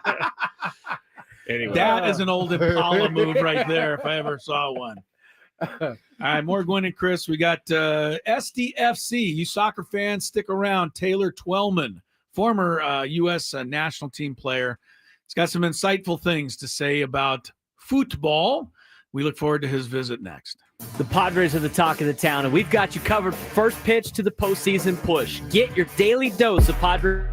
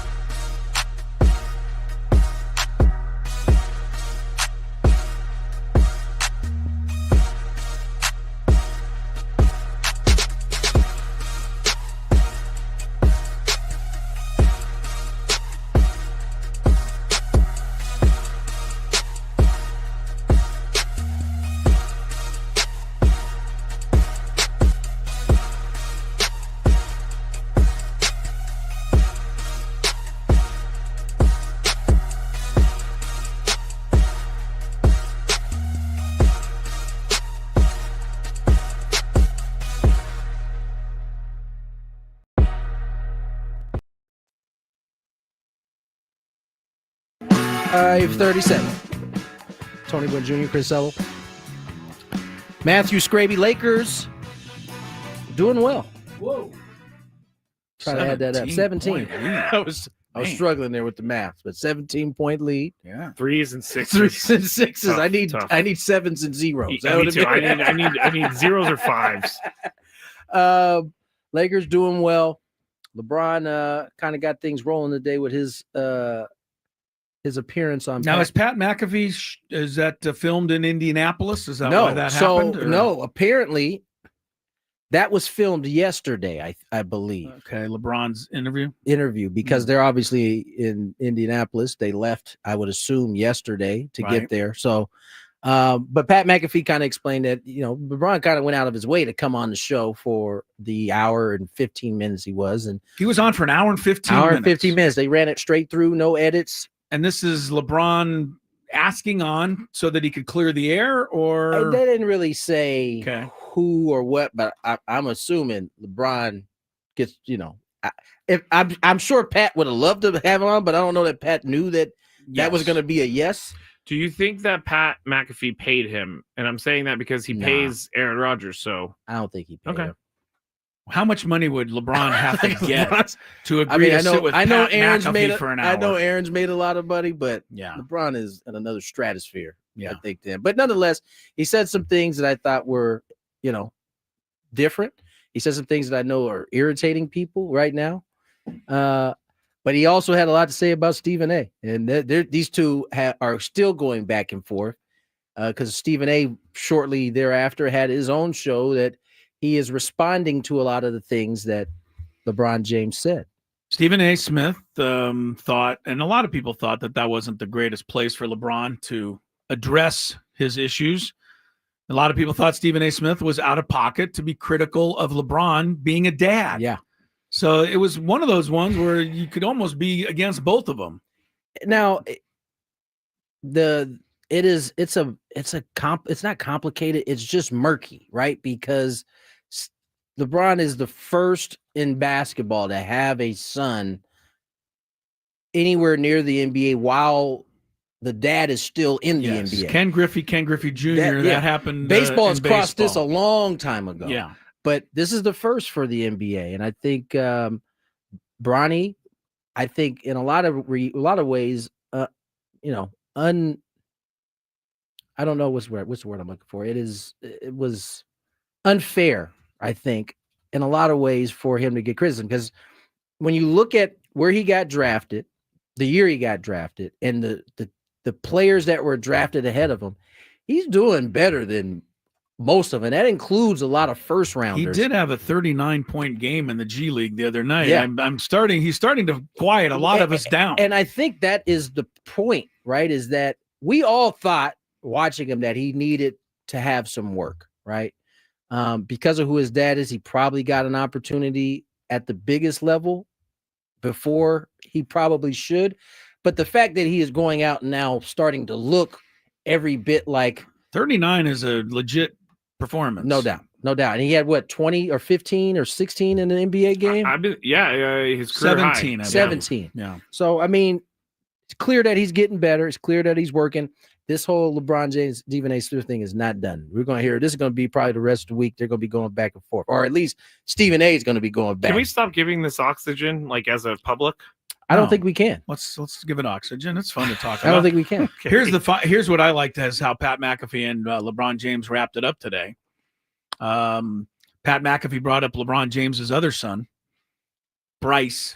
Yeah. 17 years old. He's going to be attending the University of Arizona this fall. Said Pat McAfee, is it possible you'll see yourself playing in the NBA with both of your sons? My goodness. And LeBron said, do not do that to me. All right, let's get to our interview of the day. Taylor Twellman joined us earlier to talk some MLS. Good interview. You'll enjoy it here right after some traffic.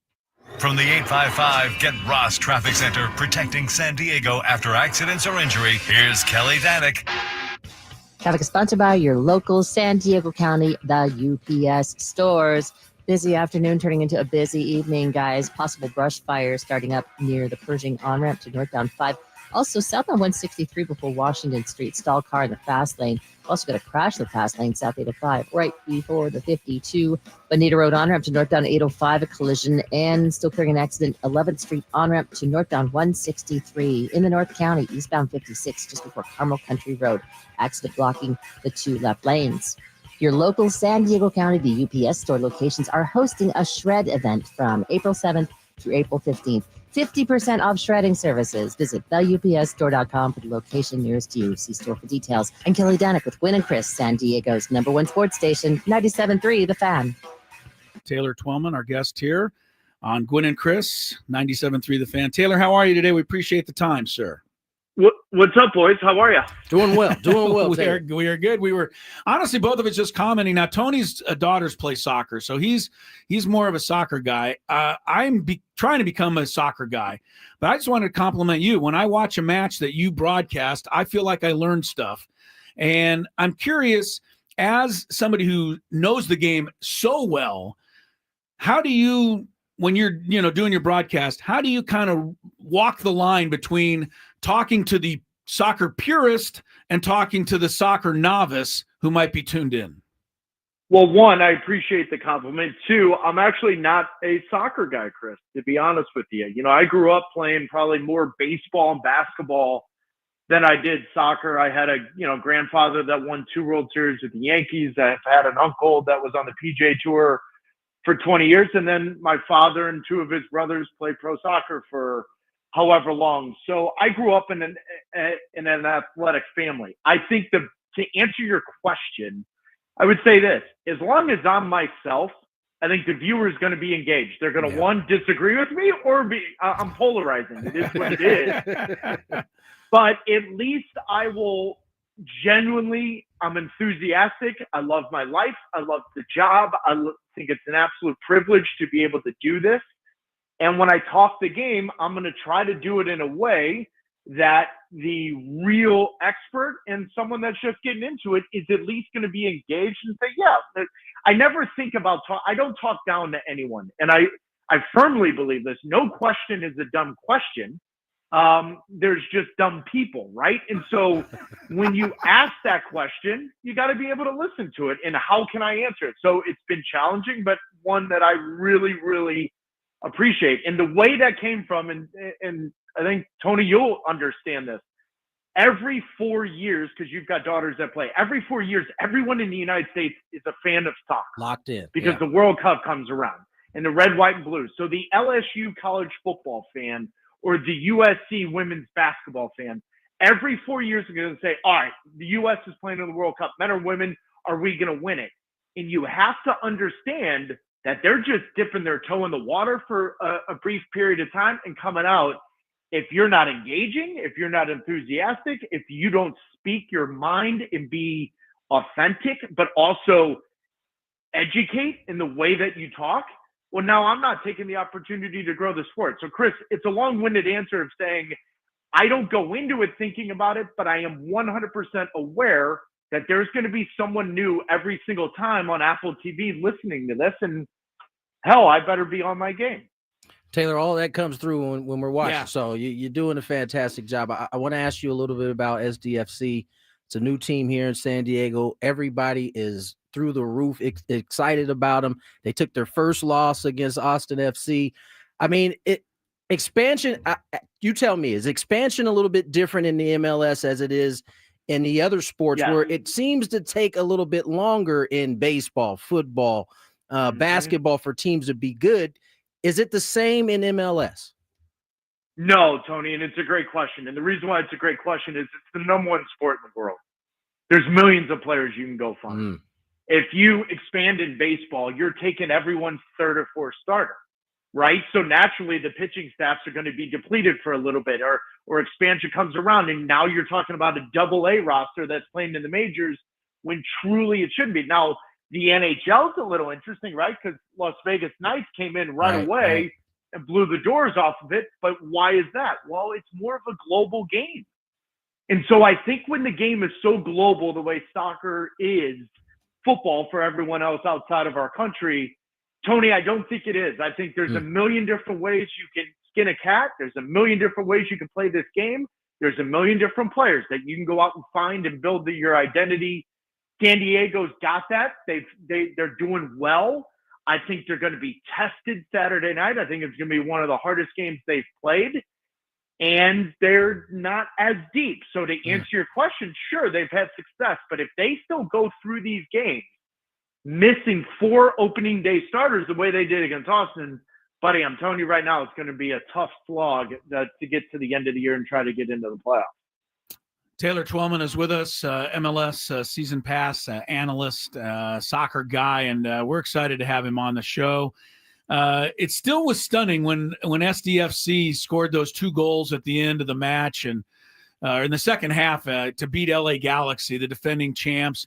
But now I'm looking, LA Galaxy hasn't won a match yet, so maybe they're not, coming right back. But LAFC, they are undefeated, right? Or 3-2. I'm looking at the standings wrong because the zeros in the middle with the draws. It's still confusing to me.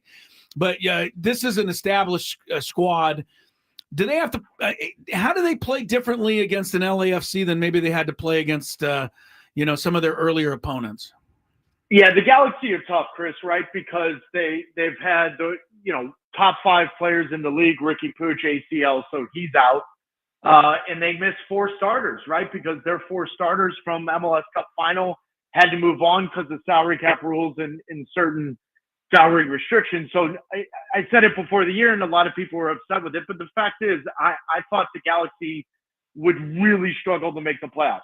LAFC is completely different. They are very unique in the way that from their first season, they've dealt with winning MLS Cup, losing MLS Cup, losing CONCACAF Champions Cup, winning U.S. Open Cup, and consistently having to turn over their team.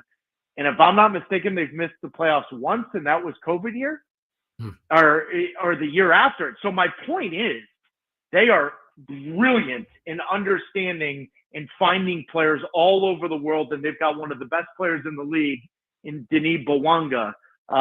Fantastic player, does a wonderful job, but then they've got an 18-year-old kid that Ajax, Bayern Munich, everybody wanted.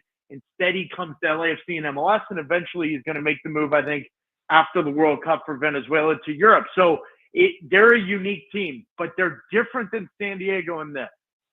They don't want the ball the way San Diego wants the ball. And I'm very impressed with how stubborn San Diego is and saying, no, we want the ball. We want to dictate the game. We want to play at our level.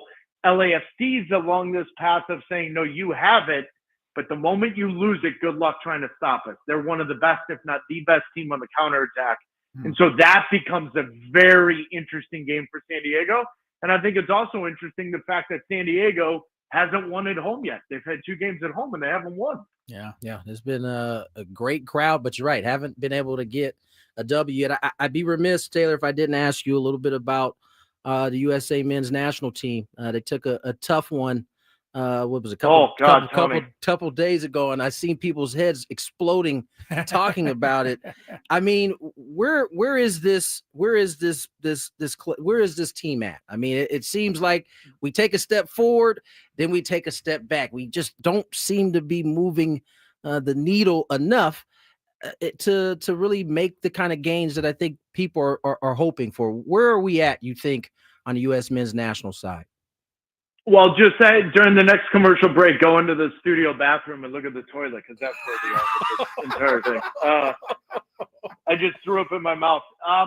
Honestly, Tony, it's as frustrating as anything. And this is not I need to be very clear on this. It's the first time since 1925 the United States men have lost to Canada in back-to-back home games. They lost to Panama 3 straight competitive games. And I'm not downgrading Canada and Panama. What I'm trying to say is maybe we were delusional. But the 2014 World Cup game where Tim Howard made a record 14, 15, 16 saves, whatever the number was, against Belgium, and if Chris Wondolowski or Clint Dempsey score their chance, they're then playing in the World Cup quarterfinal against Lionel Messi and Argentina on July 4th. And that day, I'm in Brazil calling the game. Everyone and their mothers hit me up on any kind of social media platform, but the conversation is, When are we going to possess the ball? When are we going to play this style? When are we going to be able to play against Argentina, Belgium, Brazil, England, and the top 10 teams in the world? 10 years later, you're losing to Canada at home, which, by the way, may have a better roster than the United States. They have a United States coach that, quite honestly, should have been the head coach for the U.S. men, but that's a completely different radio show and a different conversation. The point, it's disturbing to me, and I need to raise my hand. I'm part of the problem. I said this generation was the golden generation. And in fairness to myself, we've never, my generation before me, and the generation after me, we never had players at Chelsea, Dortmund, AC Milan. Tony, we didn't have that. But now we do. So naturally you say, oh, we're going to be better. The reality is they're not. They're not better. And so that goes to show you. And by the way, this isn't basketball where if you have the best player in the world, you win. No, it's not. If that was the case, Messi would have 4 World Cups. He's got 1. Yeah. It depends on cohesion, your team, everything else.